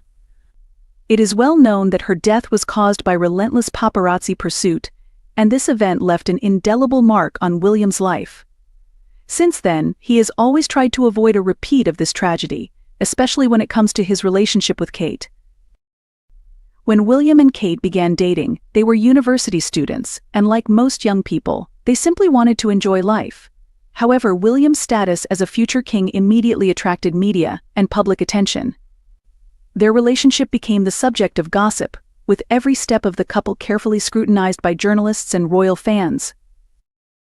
One key moment in their early relationship was an incident at a dinner party attended by William's former girlfriend, Carly Missy Birch. During the gathering, she revealed some personal details about their past relationship, which deeply upset William. This incident served as a reminder of how difficult it is to keep personal matters private, even among friends. All these challenges strengthened their bond. Kate has always been known for her discretion and ability to keep secrets, which made her the perfect partner for William, who sought to shield his family from excessive scrutiny. Despite the pressure, they have learned to balance public and private life, maintaining their love and commitment to each other. Thus, despite all the difficulties they have faced over the years, Prince William and Kate Middleton remain a strong and united family. The story about the necklace, which became a major plot point in Meghan and Harry's interview with Oprah, is now under scrutiny due to new information that challenges the timeline they provided. In the interview, Meghan claimed she told Harry about her suicidal thoughts, and he allegedly responded that the institution wouldn't help her because she wasn't a paid employee. However, recent revelations, particularly from sources close to Harry's ex-girlfriend, Chelsea Davy, suggest otherwise. Chelsea Davy, now a 36-year-old Zimbabwean entrepreneur, recently came forward to set the record straight. Chelsea and Harry dated on and off during their early 20s, ultimately ending things in 2011 because she didn't want to face the pressure and scrutiny of being with a senior royal. Despite their breakup, they remained friends.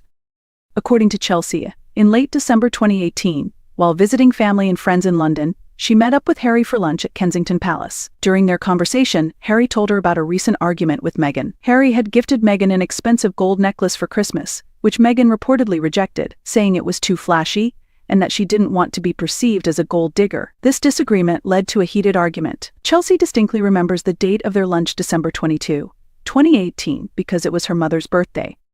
Fast forward to March 2021, when Meghan and Harry's interview with Oprah aired. Meghan recounted a story about a necklace-related fight with Harry that supposedly happened in January 2019, when she was 5 months pregnant with Archie. However, this timeline doesn't align with the facts. Archie was born on May 6, 2019, meaning that Meghan couldn't have been 5 months pregnant in January 2019. Chelsea's account, which places the necklace incident in December 2018, suggests that Meghan's version of events doesn't hold up, as Chelsea heard about the argument months before the timeline Meghan presented. Chelsea's decision to go public stemmed from her concern about how Harry portrayed his family in the Oprah interview. She felt Harry was painting a misleading picture, and that Meghan's account of their struggles was riddled with inaccuracies. Chelsea believes the institution and Harry's family were unfairly thrown under the bus with many lies and half-truths. Chelsea also privately speculated to friends that Meghan may have fabricated parts of her story, specifically her claims of suicidal thoughts, possibly as a way of selling. After the negative reaction to Megxit, she found it hard to believe Meghan was pregnant or suicidal during the period she described, as the necklace argument Harry recounted to her happened months earlier, in December 2018, before Meghan was even pregnant. This raises questions about the authenticity of Meghan's dramatic claims during the interview. In a further twist, television host Gayle King, a close friend of Meghan and Harry, commented on Chelsea's revelations, stating that Harry and Meghan stand by their version of events. However, King acknowledged that Meghan might have gotten some details such as dates wrong due to the emotional turmoil she was going through at the time. This defense, however, only casts further doubt on Meghan's reliability as a narrator. If Meghan was truly so distressed that she misremembered key details, it undermines the credibility of her account. Ultimately, Chelsea's testimony challenges the accuracy of Meghan's claims, particularly regarding the necklace incident, and raises broader questions about the validity of the couple's portrayal of their struggles. If the timeline Meghan provided is incorrect, it casts doubt on the rest of the narrative presented in their interview with Oprah. The situation suggests that Meghan and Harry's version of events that may be more fluid and selective than they have portrayed, with details shaped to fit whatever narrative serves them best. Harry and Meghan are reportedly planning yet another foreign tour, with Botswana or Lesotho as potential destinations. After two lackluster attempts to stay relevant this year, one in Nigeria and the other in Colombia, the Sussexes are now gearing up for a third tour before the year ends. Of course, it wouldn't be a Sussex tour without the usual media frenzy. They've mastered turning even the most ordinary charity appearances into massive PR spectacles. If history is any indication, we can expect more awkward photo ops, forced smiles, and locals left wondering why these two are still pretending to matter. It's almost comical that, despite failed ventures like their flopped podcasts, an underwhelming Netflix deal, and a lifestyle brand no one really asked for, they think another tour will keep them in the spotlight. This marks their third attempt this year, a clear sign of desperation. It's as if they're just making things up as they go along, all while racking up expenses for the host countries. Private jets, luxurious accommodations, and entourages that rival small armies. Harry and Meghan certainly know how to travel in style. Meanwhile, these nations often face real issues, but that won't stop the Sussexes from chasing their moment in the sun, regardless of a cost. Botswana and Lesotho are reportedly next on their radar. Botswana, in particular, may attract Meghan due to its recent diamond discovery, a glittering prize that would perfectly suit her narrative of a romantic getaway. Add to that Harry's emotional connection to the region, and you have the perfect backdrop for more staged, candid photos of the couple. But after their lukewarm reception in Nigeria, it's unclear whether Botswana or Lesotho would even roll out the red carpet for them. Rumor has it that Meghan struggled to adjust during their last trip, and the idea of her roughing it in Africa, again, this seems far-fetched. The bigger question is, why do these countries continue to entertain the charade? Are they that eager for a brush with royalty, even if it's a downgraded version? If you're a government official in Botswana or Lesotho, you might want to consider saying no to footing the bill for their luxury goodwill vacations. Telling these freeloaders to take a hike could even win you some public favor.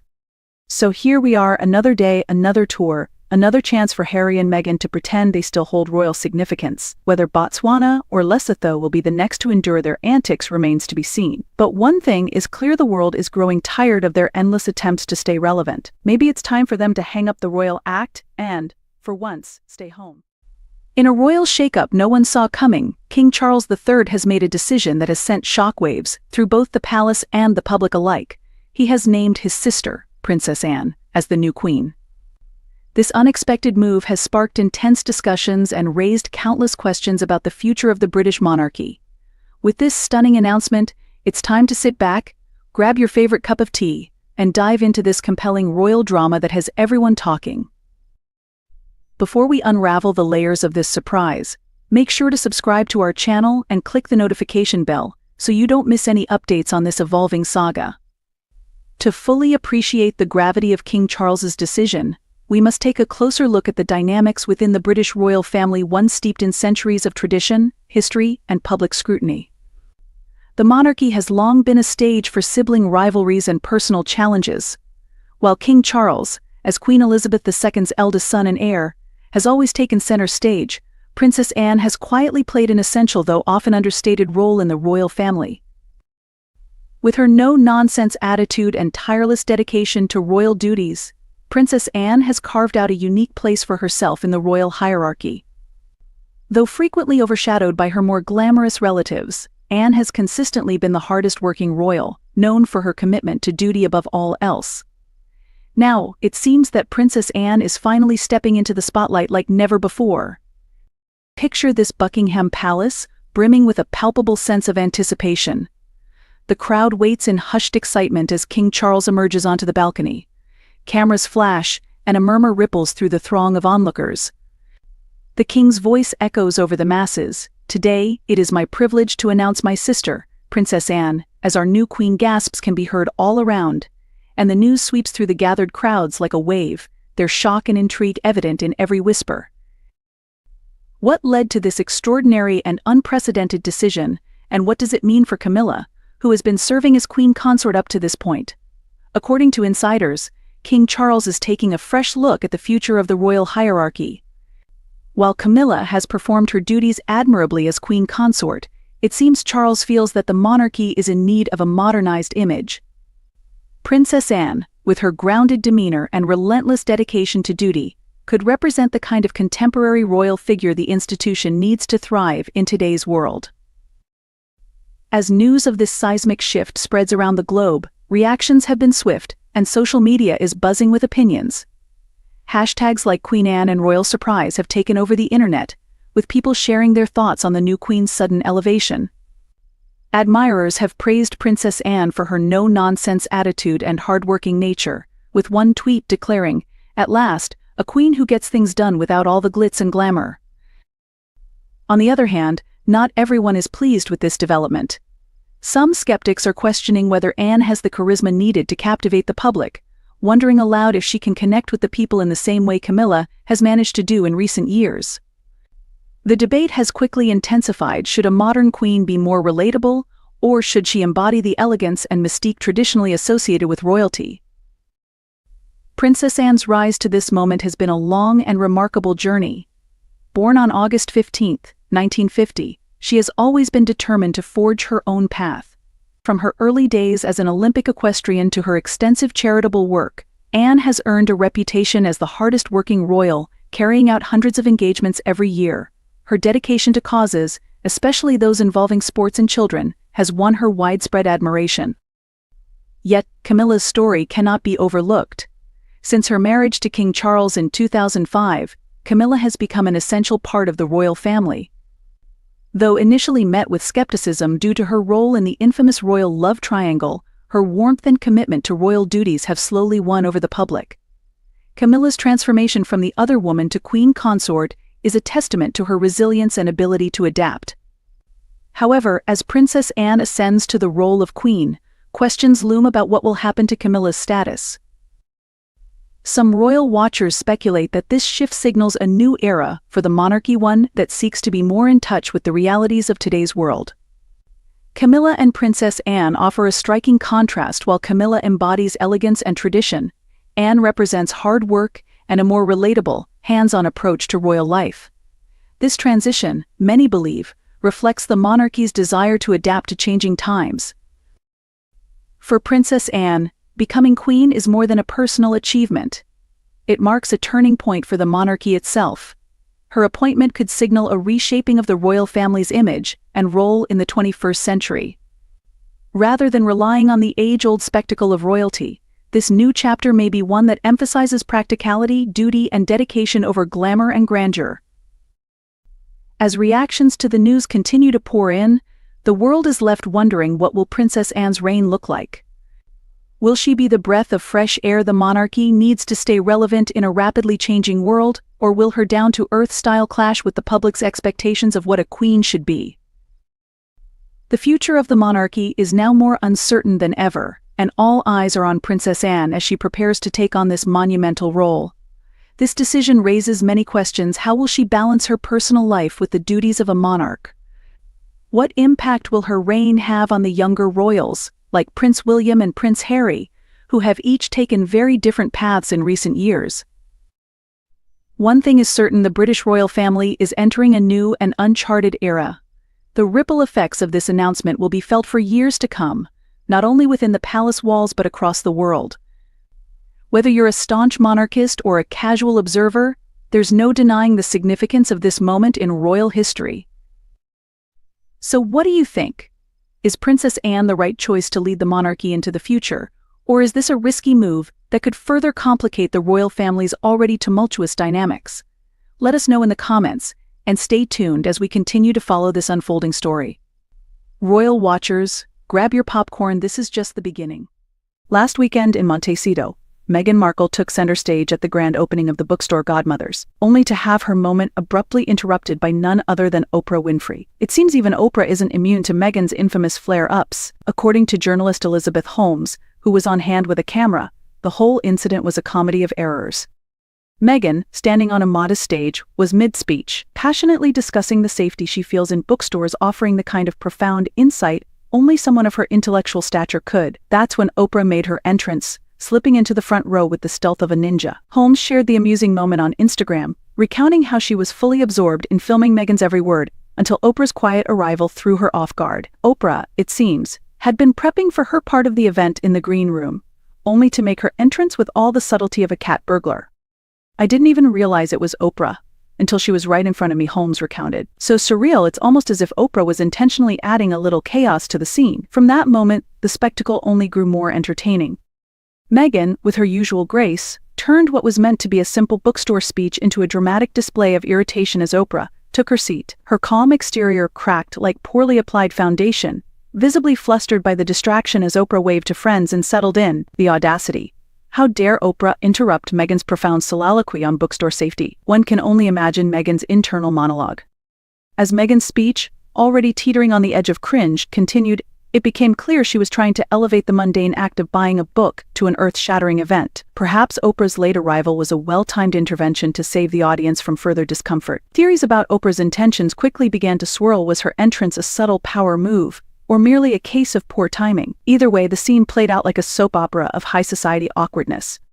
Meanwhile, the crowd, filled with the usual suspects of fame and vanity, seemed more interested in their own reflections than in Meghan's words. The whole event became a showcase of celebrity self-importance. Meghan's inability to even acknowledge Oprah's presence only underscored her lack of self-awareness, wrapped up in the delusion that bewailed monumental importance. So, here's to Meghan Markle and her bookstore drama, an example of how a minor celebrity event can spiral into an epic tale of overreaction. And kudos to Oprah for adding a touch of reality to an otherwise insipid evening.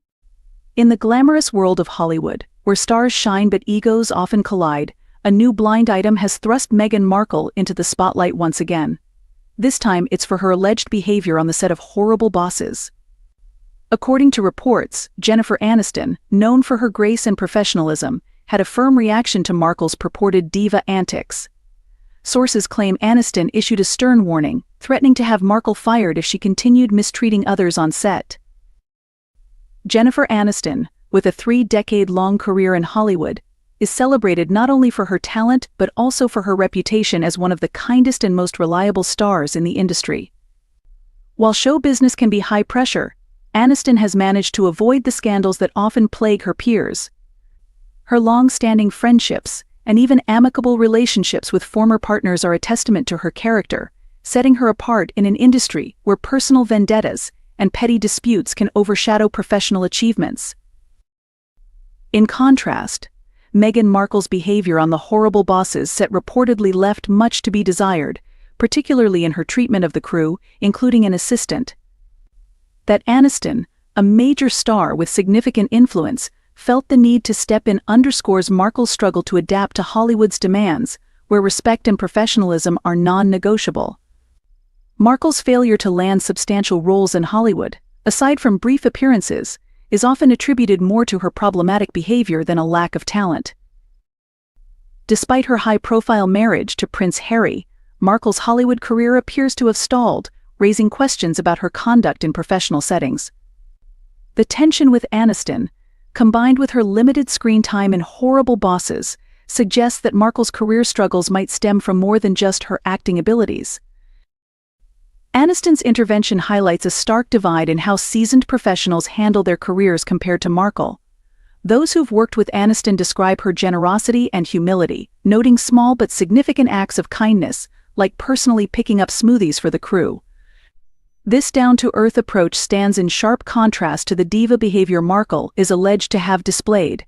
Aniston's involvement with Plan B Productions, which she co-owns with Brad Pitt, further emphasizes the potential consequences of crossing her. Being blacklisted by a company like Plan B could be a serious setback for any actor, especially someone like Markle, who is already struggling to find her footing in Hollywood. Markle's alleged poor treatment of an assistant is just one part of a bigger issue. Her inability to secure prominent roles and maintain relationships in the industry points to deeper challenges in her professional interactions. Her past boasts about working with Aniston and participating in a table read for horrible bosses now seem increasingly questionable in light of these allegations. As the dust settles, one question remains: will Meghan Markle ever reconcile her ambition with the professionalism required to succeed in Hollywood? For now, it appears that the former Duchess's career in show business may continue to face significant hurdles, both from past behavior and ongoing scrutiny. Princess Charlotte has noticeably matured. She now carries herself differently at important events, modestly and with restraint, as befitting her status. However, there are still moments when she lets her emotions show, especially when sitting next to her brothers. The three of them would often turn into a playful trio, chatting, making faces, and exchanging mischievous glances. For instance, during Queen Elizabeth II's funeral, some photos captured Charlotte looking confusedly at her brother while Queen Keen concert scolded her. According to insiders, 9-year-old George had pinched his sister, prompting her reaction. Perhaps due to these sibling squabbles, Kate often tries to keep them apart at events. Typically, the Princess of Wales holds one child's hand while her husband accompanies the other. It's clear that Charlotte has changed and her facial features have evolved as well. While people used to debate who Charlotte resembled more, it's now apparent she takes after her great-grandmother, Queen Elizabeth, and great-great-grandmother. Once round-faced, her face has elongated, and her hair has developed a beautiful chocolate hue with caramel highlights that shine in the sun. Charlotte has inherited a lively spirit and determination from her relatives. At home, she is known to insist on getting her way. Prince William shared in the Time to Walk podcast how his older children often argue over what music to play. Most mornings, there's a big argument between Charlotte and George, he said with a smile. I now have to mediate the situation. One gets to choose the music today, and the other gets their turn tomorrow. The young princess enjoys Shakira's songs and dances energetically to upbeat tracks, all while trying on different dresses. Before long, Charlotte will be a young lady, likely breaking hearts along the way. When it comes to food, Charlotte has a unique taste. She loves olives and enjoys helping her mom prepare pizza and pasta with cheese. The rumors swirling around Prince Harry and Meghan Markle's children, Archie and Lilibet, have reached a fever pitch, with some speculating that these royal offspring may not even exist. In the latest chapter of this saga, whispers suggest that Kate Middleton, the Princess of Wales, has had a secret meeting aimed at uncovering the truth about the Sussex children, potentially marking a turning point in the royal family's ongoing conflicts with Harry and Meghan. This claim, of course, raises eyebrows. How could two children, who have been the subject of public fascination and media coverage, be mere figments of the Sussexes' narrative? Nevertheless, this explosive idea has gained traction online, feeding into a broader narrative of suspicion and intrigue that has long surrounded Harry and Meghan's lives since their departure from royal duties. Rumors about the existence of Archie and Lilibet have been brewing for some time. From the moment Prince Harry and Meghan Markle introduced their first child, Archie, to the world, there were those who found certain details suspicious. The birth of Archie was an event like no other royal birth before it. The media blackout prior to his arrival, the delay in confirming his birth, and the small number of public appearances have all been points of contention for those who believe that Harry and Meghan may be hiding something. When Lilibet was born, the same cloud of secrecy surrounded her introduction to the world. Unlike their royal cousins, Archie and Lilibet have been conspicuously absent from many public events, leading some to speculate that there may be something more than just overprotective parenting at play. While some believe that Harry and Meghan are simply trying to protect their children's privacy, others are more suspicious, wondering if the children are being kept out of the spotlight because they don't actually exist. This is where the ghost kids theory emerged. While it sounds like something out of a conspiracy thriller, the idea that Archie and Lilibet might not be real has picked up steam among a certain subset of royal watchers. These theorists point to the lack of transparency surrounding the children's births, christenings, and public appearances as evidence that something might be amiss. Enter Kate Middleton, a figure who is often seen as the stabilizing force within the royal family. As the wife of Prince William and a future queen consort, Kate has always been known for her poise, intelligence, and devotion to the monarchy. She is not one to engage in public disputes or air royal grievances. However, recent rumors suggest that Kate may have been involved in a secret meeting aimed at uncovering the truth about the Sussex children. According to insiders, Kate has been quietly working behind the scenes to gather information, meeting with royal advisors and confidants in an effort to protect the monarchy's reputation. If this secret meeting did indeed take place, it marks a significant shift in Kate's public persona. No longer content to play a passive role in royal disputes, she appears to be taking an active stance to safeguard the future of the royal family. The stakes could not be higher. If the rumors about Archie and Lilibet turn out to be true, it would represent a seismic shift in how the public views Harry and Meghan, calling into question their credibility and the narrative they have carefully crafted since stepping back from royal duties. Harry and Meghan's decision to leave the royal family and relocate to the United States was seen as a bold move, one that allowed them to step away from the intense scrutiny they faced as working royals. However, their departure also opened the door to widespread speculation about their motives and the veracity of their claims. Since their exit, Harry and Meghan have positioned themselves as victims of a rigid and outdated royal institution, sharing their story through high-profile interviews, documentaries, and memoirs. But if the ghost kids theory is proven true, it would cast a shadow over everything they have said and done since leaving royal life. Their carefully cultivated image as a loving family could be shattered, and the lucrative media deals they've secured could be at risk. On the other hand, if there is no truth to the rumors and the children are indeed real, Harry and Meghan could emerge from this controversy stronger than ever. They could position themselves as victims of a vicious smear campaign, further fueling their narrative that they were unfairly treated by the royal family. Kate Middleton's involvement in this situation is critical, not just because of her position within the royal family but because of what she represents. As the future queen consort, Kate is seen as the embodiment of royal tradition and stability. Her calm, measured approach to public life has earned her widespread respect, both within the UK and abroad. If Kate is indeed leading an investigation into the Sussex children, it signals a dramatic shift in how the royal family handles internal conflicts. Historically, the royals have adhered to the motto "never complain," never explain, choosing to remain silent in the face of rumors and speculation. However, in this instance, Kate's alleged actions suggest that the royal family may be willing to take a more proactive approach to protect its reputation. But Kate's involvement also comes with risks. If the investigation uncovers no wrongdoing on the part of Harry and Meghan, Kate could face backlash for what would be perceived as an unnecessary invasion of privacy. Public opinion can be fickle, and while Kate is generally well-liked, a misstep in handling this situation could tarnish her reputation. This controversy surrounding Archie and Lilibet has far-reaching implications for the royal family as a whole. The monarchy has weathered many storms in recent years, from Prince Andrew's scandal to the ongoing debate about its relevance in the modern world. Yet each new controversy brings with it the risk of eroding public support for the institution. If the rumors about the Sussex children are true, it would be a devastating blow to the monarchy's credibility.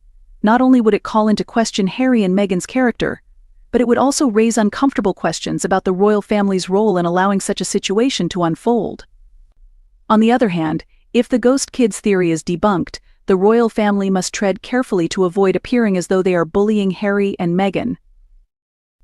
The monarchy's survival depends on its ability to adapt to changing times while maintaining the public's trust.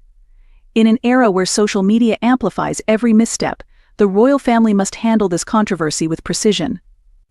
Any perceived overreach or mistreatment of Harry and Meghan could turn public opinion against them, while a well-managed response could reaffirm the monarchy's position as a steady, reliable institution in an increasingly chaotic world.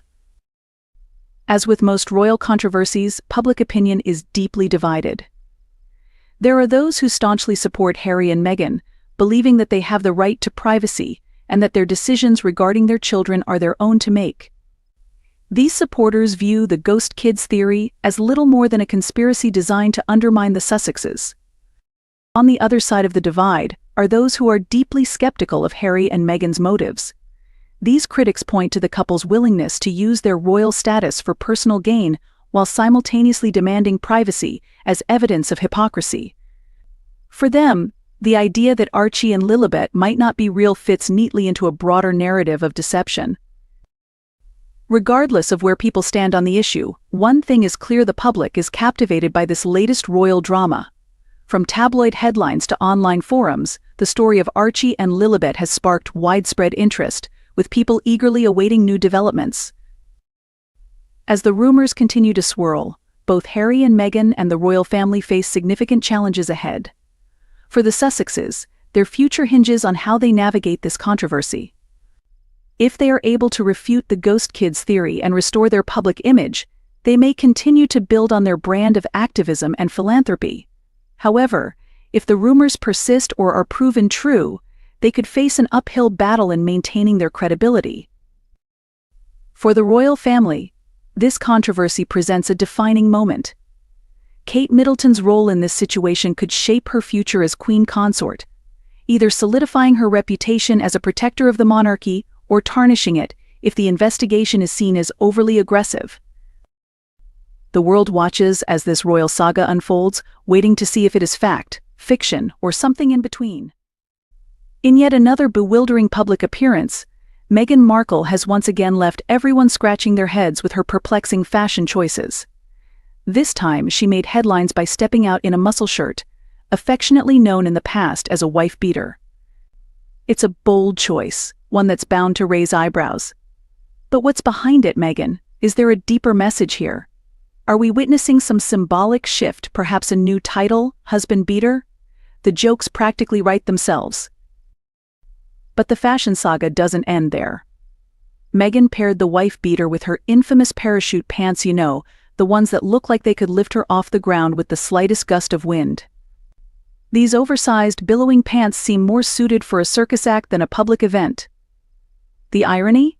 She stood next to two women who looked elegant and refined, while Meghan appeared ready to hit the dance floor at a nightclub. And if that weren't enough, Meghan pulled a classic move by switching outfits midway through the event. Yes, two looks for one occasion. It's a bookstore event, Meghan, not the Met Gala. What could possibly justify the outfit change?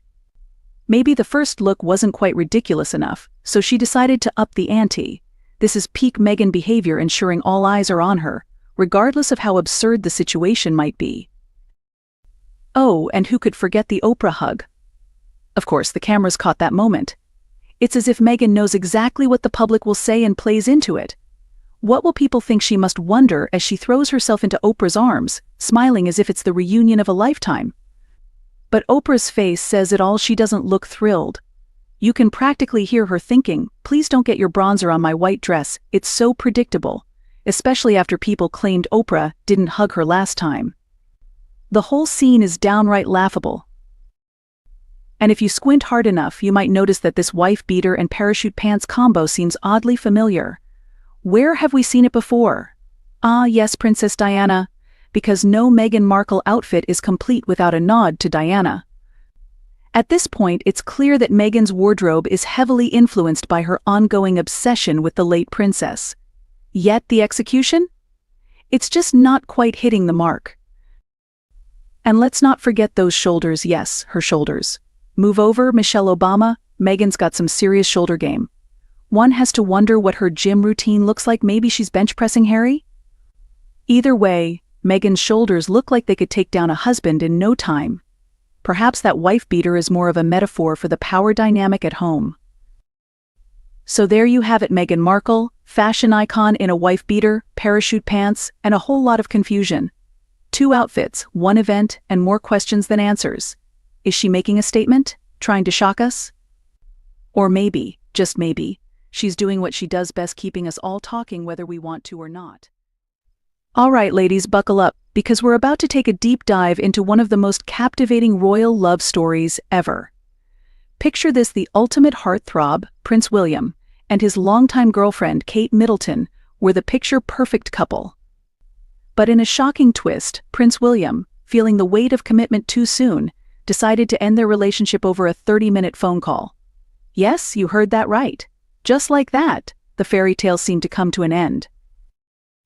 But what happened next? William, newly single and ready to enjoy life, headed to the infamous Mahiki nightclub in Mayfair to celebrate. Shouting, "I'm free," and showing off his dance moves, including a drunken robot, William partied hard, while the tabloids went wild. Gossip spread about William's potential interest in the stunning socialite Isabella Anstruther Gough Calthorpe, who he had met during a holiday in Greece. Although Isabella was single at the time, she was not keen on becoming a royal girlfriend, preferring to focus on her acting career, and despite William's efforts to charm her, she turned him down. Meanwhile, Kate, though heartbroken, wasn't about to let the breakup define her. She took a short trip to Dublin with her mother, Carol Middleton, to avoid the media spotlight. When she returned to London, Kate did anything but hide. She stepped out with confidence, accompanied by her sister Pippa, and the duo quickly became known as the Sizzler Sisters. Kate's newfound boldness in her fashion choices, paired with her high heels and dazzling smile, sent a clear message she was moving on. But while Kate was thriving, Prince William was feeling the sting of regret. His military duties kept him confined to barracks, and seeing the glamorous photos of Kate having the time of her life only made him reconsider his decision. William knew he had made a mistake and decided he needed to win Kate back. Enter Sam Wally Cohen, a mutual friend who invited both William and Kate to a freaking naughty-themed fancy dress party at his family's 17th-century manor. Kate showed up dressed as a nurse, and it wasn't long before William made a beeline for her. The two spent the evening dancing and chatting, eventually sharing a kiss, reigniting the spark that brought them together in the first place. Their reconciliation was initially kept under wraps, but the media soon caught on. Kate was spotted at a charity concert, seated just a few rows behind William, hinting at their rekindled romance. The couple sang along to Take That's Back for Good, a not-so-subtle nod to their relationship being back on track. By September 2007, they went on a romantic holiday to the Seychelles, where they secretly promised to marry in the future. In April 2008, William officially qualified as a pilot and announced he would be working as an RAF search and rescue pilot. Kate, ever supportive, moved with him to a cozy 4-bedroom farmhouse near his base.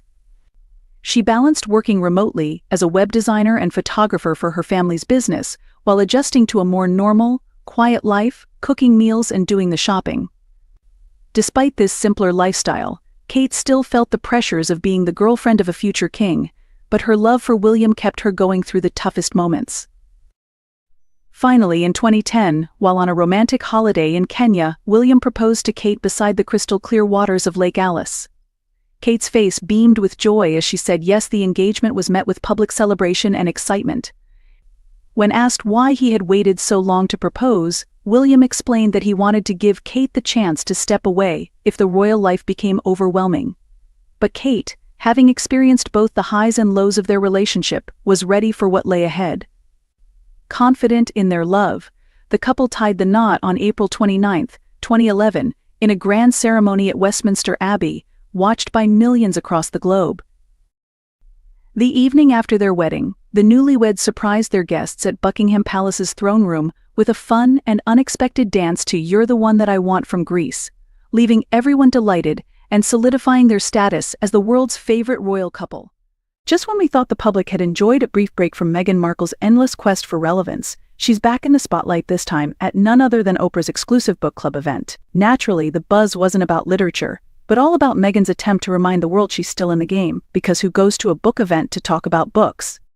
Rumor has it Oprah had distanced herself from Meghan after their infamous 2021 interview that sent shockwaves through the monarchy. Yet, here she was, making an appearance at Oprah's shiny new bookstore in Summerland, California. Critics couldn't help but wonder why would Oprah invite Markle, whose public speaking skills rival that of a motivational poster's depth.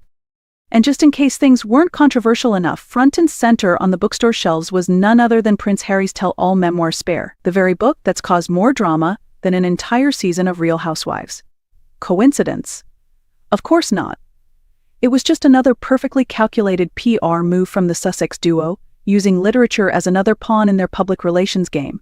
Because, apparently, nothing screams good literature like endless victim narratives.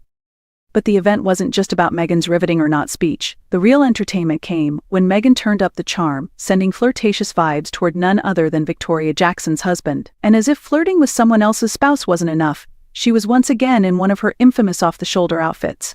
Clearly, she thinks it's a winning look. But the jury's still out on that one. Back to her speech, if you can even call it that. According to a poll conducted by the Daily Mail, 87% of respondents agreed that Meghan is not a good speaker. But when has public opinion ever stopped her from grabbing a microphone and spouting vague platitudes? Oprah, of course, continues to give her a platform, proving once again that in Hollywood, it's not what you say but who you know.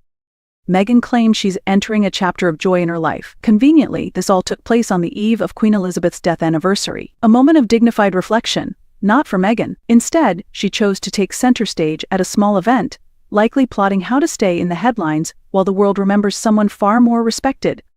Is Meghan's renewed proximity to Oprah just another PR move? Critics have long speculated her Hollywood friendships are more transactional than genuine, and her appearance at this event feels like yet another chapter in her ongoing saga of "Look at me, I'm still relevant." In a room filled with actual spiritual leaders and astrology experts, Meghan somehow managed to make herself the star not for her eloquence, but for her uncanny ability to turn any public event into the Meghan show. So what's the takeaway?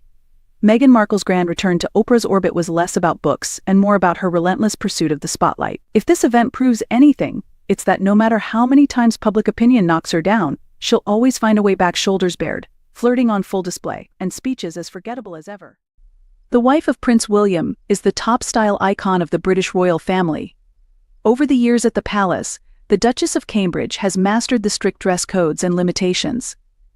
Yet she wouldn't have so many admirers if she didn't occasionally break the rigid protocol. Sometimes, Kate Middleton's outfits seem to teeter on the edge. The newly married wife of the heir to the throne made a misstep during her very first outing with William's royal grandmother. Kate chose an elegant suit, but broke a fundamental royal taboo, showing bare knees. While it wasn't too noticeable when walking, the length of her skirt was deemed inappropriately short when she sat down. However, the former student, who had just joined the royal family, was quickly forgiven. Besides, the Queen's presence placed her beyond suspicion. One of the most provocative appearances by the Duchess came at an event at the Royal Albert Hall in honor of Team GB in 2012. Kate wore a dress by her favorite designer, Jenny Packham, featuring a neckline deemed unsuitable for royals. The bodice, short sleeves, and back were made of sheer lace. The future queen boldly showcased her decision to forgo a bra for the occasion. Many stars love floor-length dresses with daring side slits, which allow them to strike a dramatic pose on the red carpet and reveal their leg. Even Kate succumbed to the temptation once. She wore a cream-colored dress by Roland Mouret to the 30 Club event at Claridge's Hotel in 2012. While tasteful and dignified, Kate's graceful legs were occasionally revealed as she walked. Another favorite trick of Hollywood divas is dresses with exposed shoulders, a style also banned by royal protocol. But during a visit to the US, in 2014, Kate decided it was the perfect opportunity for a daring experiment. She opted for an off-the-shoulder evening gown with a bold neckline and no traditional bra. The London guest outshone many starlets at the dinner honoring St. Andrew's 600th anniversary in New York. During the same trip, Kate showcased another bit of rebellion. Her total black ensemble appeared perfectly appropriate. However, the dress length was unsuitable for royals. Thick black tights were her saving grace. The Duchess of Cambridge attended the Autumn Gala against drug addiction at El Anima restaurant in 2014. For the occasion, she wore a stunning black dress by Alice Temperley. The transparent panels and delicate fabric of the bodice worked against her, revealing contrasting undergarments. Here's further proof that royal protocols exist for a reason. During a tour of Australia in 2014 with Prince William and their one-year-old son George, Kate descended the plane stairs when a gust of wind lifted the modest slit of her vibrant yellow dress, revealing more than intended. This is the outfit that caused the most stir for Prince William's wife. A pale blue dress by Jenny Packham with a double-skirt mini and maxi was worn by the Duchess at the 2014 Photographer of the Year Awards. While standing, everything seemed fine. But when Kate bent to greet children or walked down a long flight of stairs, her toned thighs were on display. Fans appreciated the view, though by royal dress code standards, they weren't meant to. After giving birth to 3 children, Prince George, Princess Charlotte, and Prince Louis, the Duchess seemingly became more conservative with her wardrobe choices. But what can you do when you have a sculpted figure and an irresistible urge to look stunning?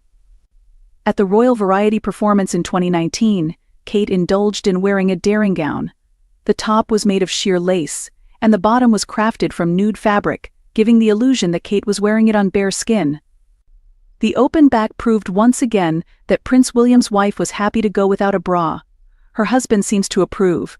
Prince Harry and Meghan Markle seem to be continuing their whirlwind of what some might call desperate antics, this time at a local California bookstore. In a cringeworthy display that reeks of Hollywood elite wannel-made vibes, the couple attended the opening of a small literary event, accompanied by none other than Oprah Winfrey, whom Harry, yes, a 40-year-old man, refers to as his fairy godmother. Arriving in their sleek Range Rover, Harry and Meghan were eager to rub elbows with the likes of Oprah, Ellen DeGeneres, and Netflix CEO Ted Sarandos. But this wasn't some glamorous gala or high-profile red carpet event. No, it was a bookstore opening. The same couple that once proudly announced their escape from the pressures of royal life now appears to be settling into the world of, well, independent bookstore events. What made it even more awkward was the notable lack of interaction between the Sussexes and Netflix boss Ted Sarandos. Despite his presence at the event, there were no warm embraces or even a quick photo op. You'd think, given their multi-million-dollar Netflix deal, Harry and Meghan would at least snag a snapshot with the head of Sussexes, but it seems Sarandos may have intentionally kept his distance, possibly signaling Netflix's waning patience with the couple. No forced smiles here, just awkward silence. The event, held in honor of literary agent Jennifer Rudolph Walsh and cosmetics mogul Victoria Jackson, took place at a shop aptly named Godmothers, a nod to Harry's somewhat awkward nickname for the influential women in his life. You can almost imagine the royal chuckles back at Buckingham Palace. The evening didn't end there. Photos showed Harry and Meghan attempting to blend in with a group of, well, let's just say, not quite A-listers. Sure, Jane Lynch remains relevant thanks to Only Murders in the Building, but the rest, not so much. Ellen DeGeneres, now infamous for her toxic work environment, was one of the bigger names. Oprah's expression when Meghan hugged her, priceless. You could practically hear her thinking, please don't get your bronzer on my white dress. As if things couldn't get more awkward, Meghan's fashion choice raised eyebrows. Dressed in mismatched whites and cream, she wore an ill-fitting sleeveless jumpsuit with pants that dragged on the floor. Oh, and let's not forget the black bra under the white top, a clear fashion faux pas. Meanwhile, Harry, always the picture of casual sloppiness, looked as though he'd rolled out of bed. His California casual look screamed, I dressed in the dark. But the real takeaway here is the desperation of it all, posing for photos, hugging Oprah like long-lost besties, and trying so hard to fit in with Hollywood's elite. The couple seemed completely out of place. While actual A-listers were at New York Fashion Week, attending glamorous events with the likes of Kim Kardashian and Priyanka Chopra, Harry and Meghan were stuck at a neighborhood bookstore opening. And the kicker.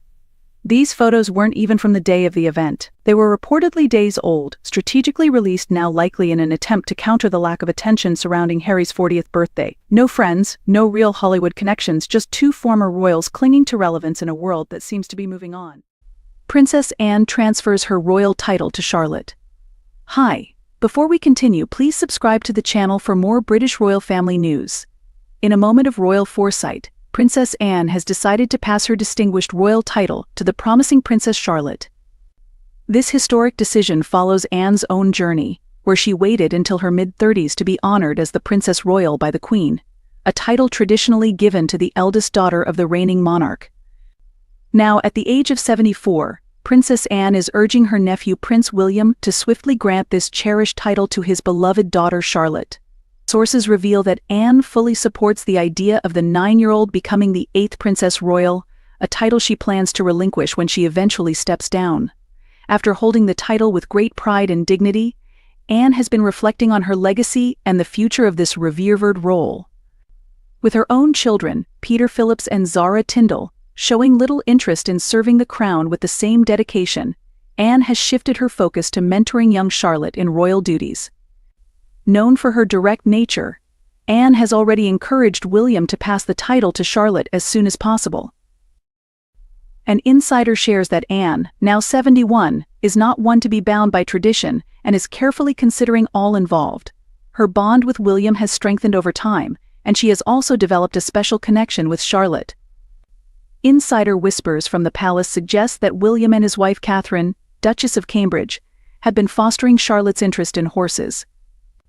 When they told her that her great-aunt Anne competed in the 1976 Montreal Olympics as an equestrian, young Charlotte was captivated, deepening their bond. Impressed by Charlotte's natural talent for riding, Anne has offered her riding lessons, seeing great promise in her. Their shared experience as second-born children and eldest daughters of monarchs creates a unique connection between them. In this charming narrative of royal heritage and mentorship, Princess Anne entrusts her treasured title to the next generation, nurturing the potential of a young princess who holds a special place in her heart. Could Princess Charlotte, the delightful daughter of Prince William and Catherine, Princess of Wales, one day rise to the esteemed position of Queen? The British royal lineage has long fascinated the public, leaving them to wonder about the intricate succession. With the Elizabethan era now behind us, one may question if Princess Charlotte, born on May 2, 2015, will ever wear the crown. Princess Charlotte of Cambridge, a name that exudes regal elegance, pays tribute to her distinguished ancestors. Her full title, Her Royal Highness Princess Charlotte Elizabeth Diana of Wales, is a rich tapestry woven from the legacies of her grandfather King Charles, her great-grandmother Queen Elizabeth II, and her late grandmother Princess Diana. During her school years, she was affectionately called Charlotte Cambridge, a subtle nod to her parents' noble titles. As a member of the royal family, Charlotte enjoys the privilege of being addressed as Her Royal Highness, making a surname unnecessary. However, when required, the name Mountbatten-Windsor is used, blending her grandfather Prince Philip's surname with the esteemed House of Windsor. This unique naming tradition highlights her deep connections to British history and her family's lasting legacy. Even if the crown remains beyond her reach, Princess Charlotte is destined for a vital role within the royal family.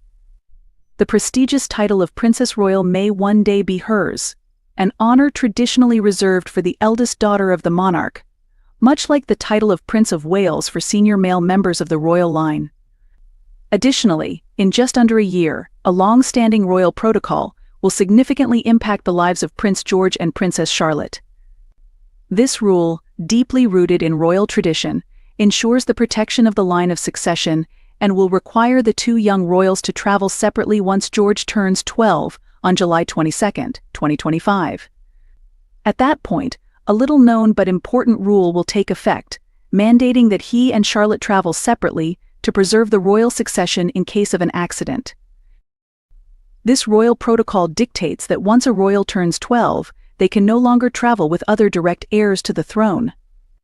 The concern is that an unforeseen event, such as a plane crash or transportation-related incident, could potentially eliminate multiple heirs at once, causing chaos in the monarchy.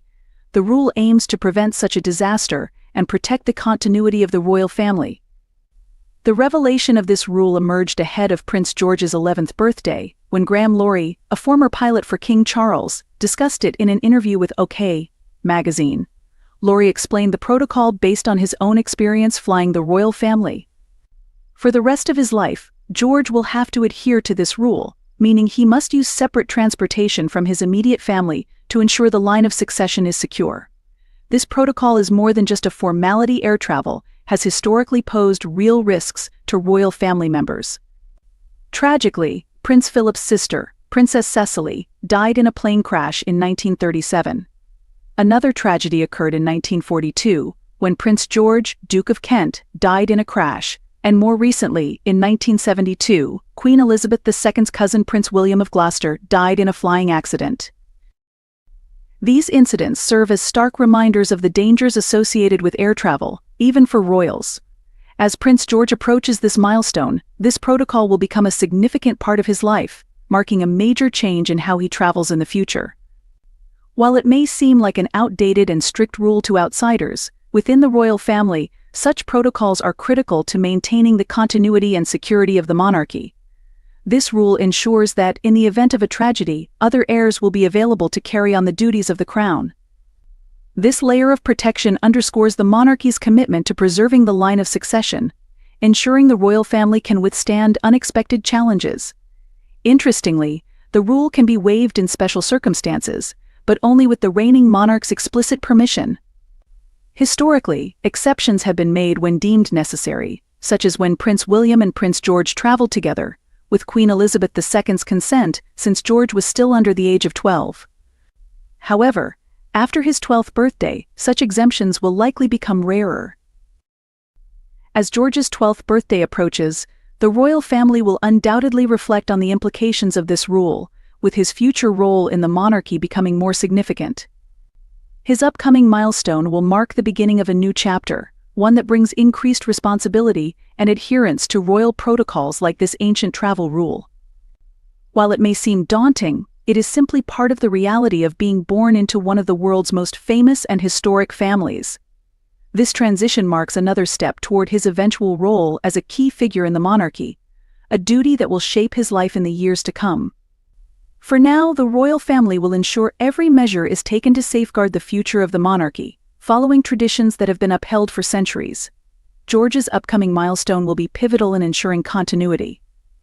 Thank you for watching until the end. Please share your thoughts in the comments section, and don't forget to subscribe to the channel for more updates. Prince Harry's 40th birthday, typically a time for grand celebrations, has instead become the talk of the town for all the wrong reasons. What was supposed to be a milestone event has reportedly fizzled into near non-existence, leaving many to wonder if a party even happened at all. Early rumors hinted at an extravagant affair, but the reality appears far from the spectacle many anticipated. Instead, rumors have surfaced that the guest list was shockingly small, deflated like a balloon after a child's birthday party.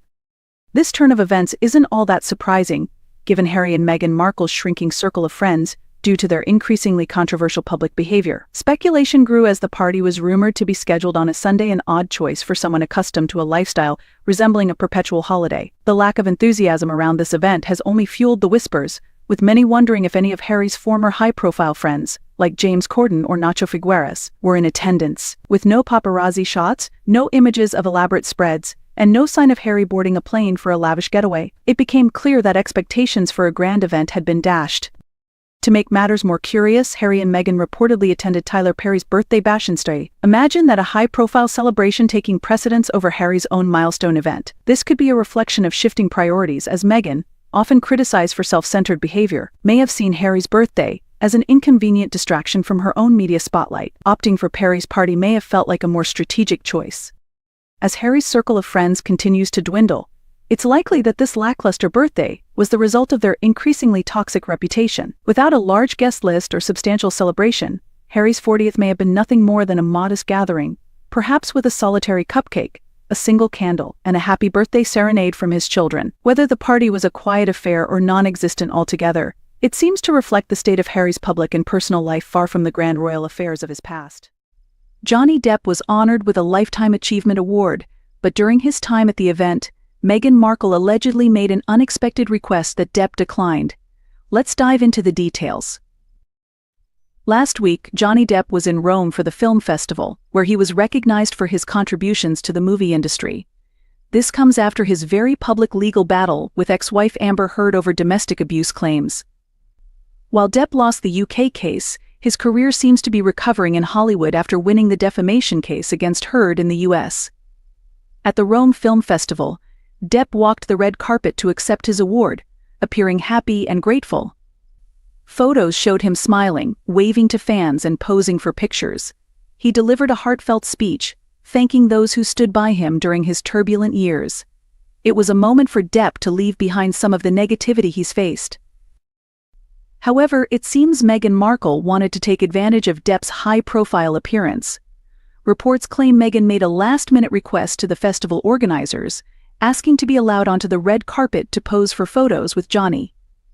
Currently living in California with Prince Harry, after stepping back from royal duties, Meghan's presence would have certainly attracted even more media attention to the event. Yet, her request, made just a day before the festival, raised questions about her intentions. There's no known connection between Depp and Meghan, so her sudden interest in attending was surprising. Organizers were reportedly unsure about allowing her access due to security concerns and the short notice. Depp himself seemed uneasy about the request. According to reports, Johnny was informed about Meghan's request and made it clear he didn't want her on the red carpet or taking photos with him. He rejected the request, which apparently upset Meghan. Given his experience with the media and publicity stunts, Depp likely recognized Meghan's request for what it seemed a move to gain relevance and positive press. Even if her intentions were good, the sudden request and lack of a relationship between them made the situation feel opportunistic. Johnny refused to be part of it, staying true to his principles. This isn't the first time Meghan has been criticized for overstepping in celebrity circles. Since moving to LA, she and Harry have aimed to position themselves as Hollywood elites, but their efforts sometimes seem desperate or out of touch. For instance, last year, they reportedly reached out to pop star Adele to arrange an introduction with Ellen DeGeneres for their Spotify podcast, but Adele declined. Meghan has also attended events she wasn't invited to, like last year's Global Citizen Live concert in New York, where she tried mingling with politicians backstage. Her actions often appear self-serving rather than genuine. In this case, Meghan attempting to crash Johnny Depp's moment at the Rome Film Festival seems consistent with her reputation for inserting herself into situations for attention. Of course, she knew that photos with Depp would grab headlines, but Johnny wasn't interested in being part of her publicity play. Good for him for standing his ground. Princess Charlotte, born on May 2, 2015, to Prince William and Catherine, Duchess of Cambridge, holds a notable position within the British royal family. Her significance lies not only in her birthright, but also in the profound changes her arrival has brought about in the monarchy. Charlotte symbolizes a transformative period for the British royal family, characterized by changes in legislation, protocol, and a progressive outlook toward the future of the monarchy. In 2013, 2 years before Charlotte's birth, a crucial amendment to the Succession to the Crown Act ensured her place in history.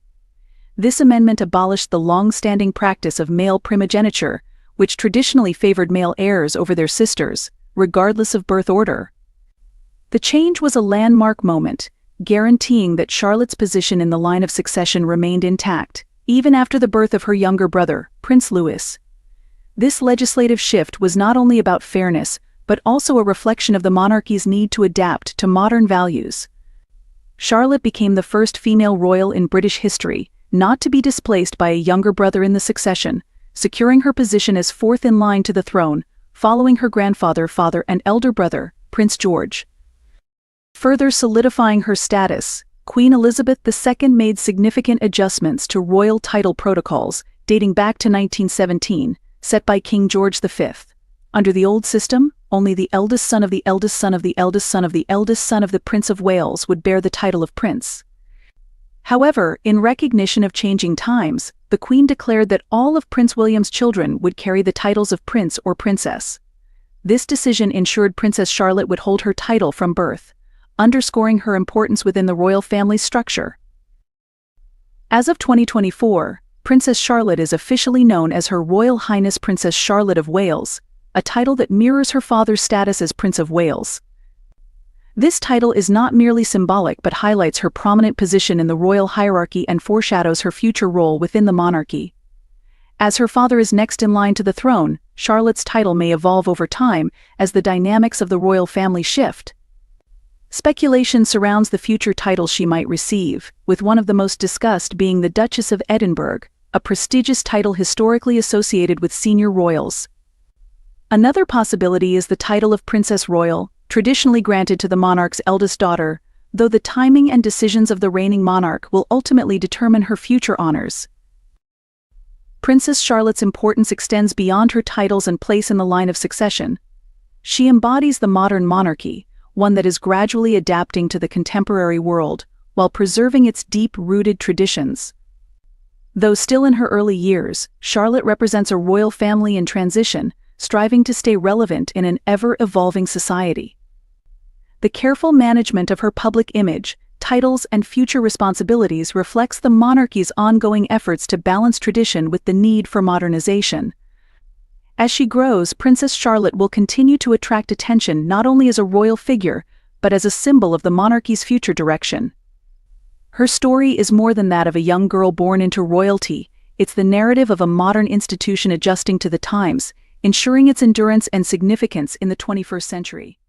As Prince Harry celebrated his 40th birthday this past weekend, you can bet Meghan Markle was right there, ensuring his special day didn't eclipse her own need for attention. What better way to stay in the spotlight than by making a grand appearance at a charity event? This time, it was the annual George Zen tennis tournament, benefiting the Alliance for Children's Rights. But of course, it wasn't just about charity, it was another chance for Meghan to grab the limelight while attempting to appear selfless. Meghan, seemingly eager to overshadow Harry's birthday, showed up in a Jules Heritage mini dress. Though her PR team may have described it as effortlessly chic, It more closely resembled a beige blob aspiring to be fashionable. If she was aiming for understated elegance, what she achieved was a bland, unflattering look. Nevertheless, Hello magazine couldn't resist praising her for dazzling as they continue catering to her relentless need for validation. Harry, meanwhile, opted for a laid-back look, sporting a white t-shirt, jacket, and slacks. While his outfit was as uninspired as Meghan's, at least he wasn't trying to outshine anyone. The couple made a notable entrance, with Meghan hiding behind Ray-Ban aviators and Harry posing without shades, though this contrast did little to enhance their narrative. The event, held in memory of George Zen's late son and supporting children in foster care, seemed less about the cause and more about damage control. After recent negative press, with outlets like The Hollywood Reporter accusing Meghan of being a tyrannical bully, the appearance felt like an attempt to salvage their public image. And what better way to do that than a high-profile charity event for children, though, interestingly, without bringing their own kids along. Meghan's decision to leave their children at home raised eyebrows. One attendee reportedly questioned her about their absence, cutting through her carefully constructed image. The inquiry supposedly left Meghan momentarily flustered, fueling ongoing speculation about the Sussex children's whereabouts. While some may speculate wildly about their existence, it's more likely Meghan is simply keeping them out of the spotlight to ensure she remains the center of attention. The event, intended to support children in foster care, appeared to be little more than a PR stunt for Meghan and Harry, sponsored by their Archewell Foundation. Their presence seemed more about enhancing their image than making any genuine impact. While the charity expressed gratitude in an Instagram post, it felt like leveraging their star power rather than a true commitment to the cause. At the beginning, Jimmy introduced Harry and Martin to the live studio audience. When Harry came out, Jimmy addressed him by his royal title, saying, "Please welcome Prince Harry." However, in an unexpected twist, Martin jumped in and said, No, it's just Harry." "We don't do all that royal stuff here." You could see that Harry was momentarily caught off guard by Martin's dismissal of his royal status. The audience laughed and cheered at Martin's assertive comedic style right from the start. Jimmy, clearly enjoying the tension, played along, responding, "All right, Martin, I'll let you handle the introductions from now on." This set the tone for a playful back and forth between the prince and the veteran comedian. Throughout the interview, whenever Jimmy or someone else referred to Harry as Prince, Martin would loudly interject with comments like, "We don't use those titles here." At one point, he even humorously lectured Harry about leaving all the Queen-related matters back at Buckingham Palace. This put Harry in a fun position where he had to defend his dignity with humor. The best moment came when Harry, half seriously, asked Martin, "Can you please call me Prince?" To which Martin, feigning indifference, replied, "Man, nobody cares about no prince," causing the audience to burst into laughter. Harry's expression of playful defeat showed that he wasn't offended and was a great sport throughout the teasing. He clearly admired Martin's quick wit and enjoyed the light-hearted exchange. While some critics might say the jokes crossed a line, it was obvious from Harry's laughter that he took it all in stride. In fact, he even joined in the fun later by calling Martin King in response to his own royal title being dismissed. The interaction showcased Martin's skill at pushing boundaries with impromptu humor, even with a real-life prince, while Harry proved his ability to handle jokes with grace. It was refreshing to see a royal being ribbed without taking offense. After the playful banter subsided, the interview took on a more typical format, though the energy remained high.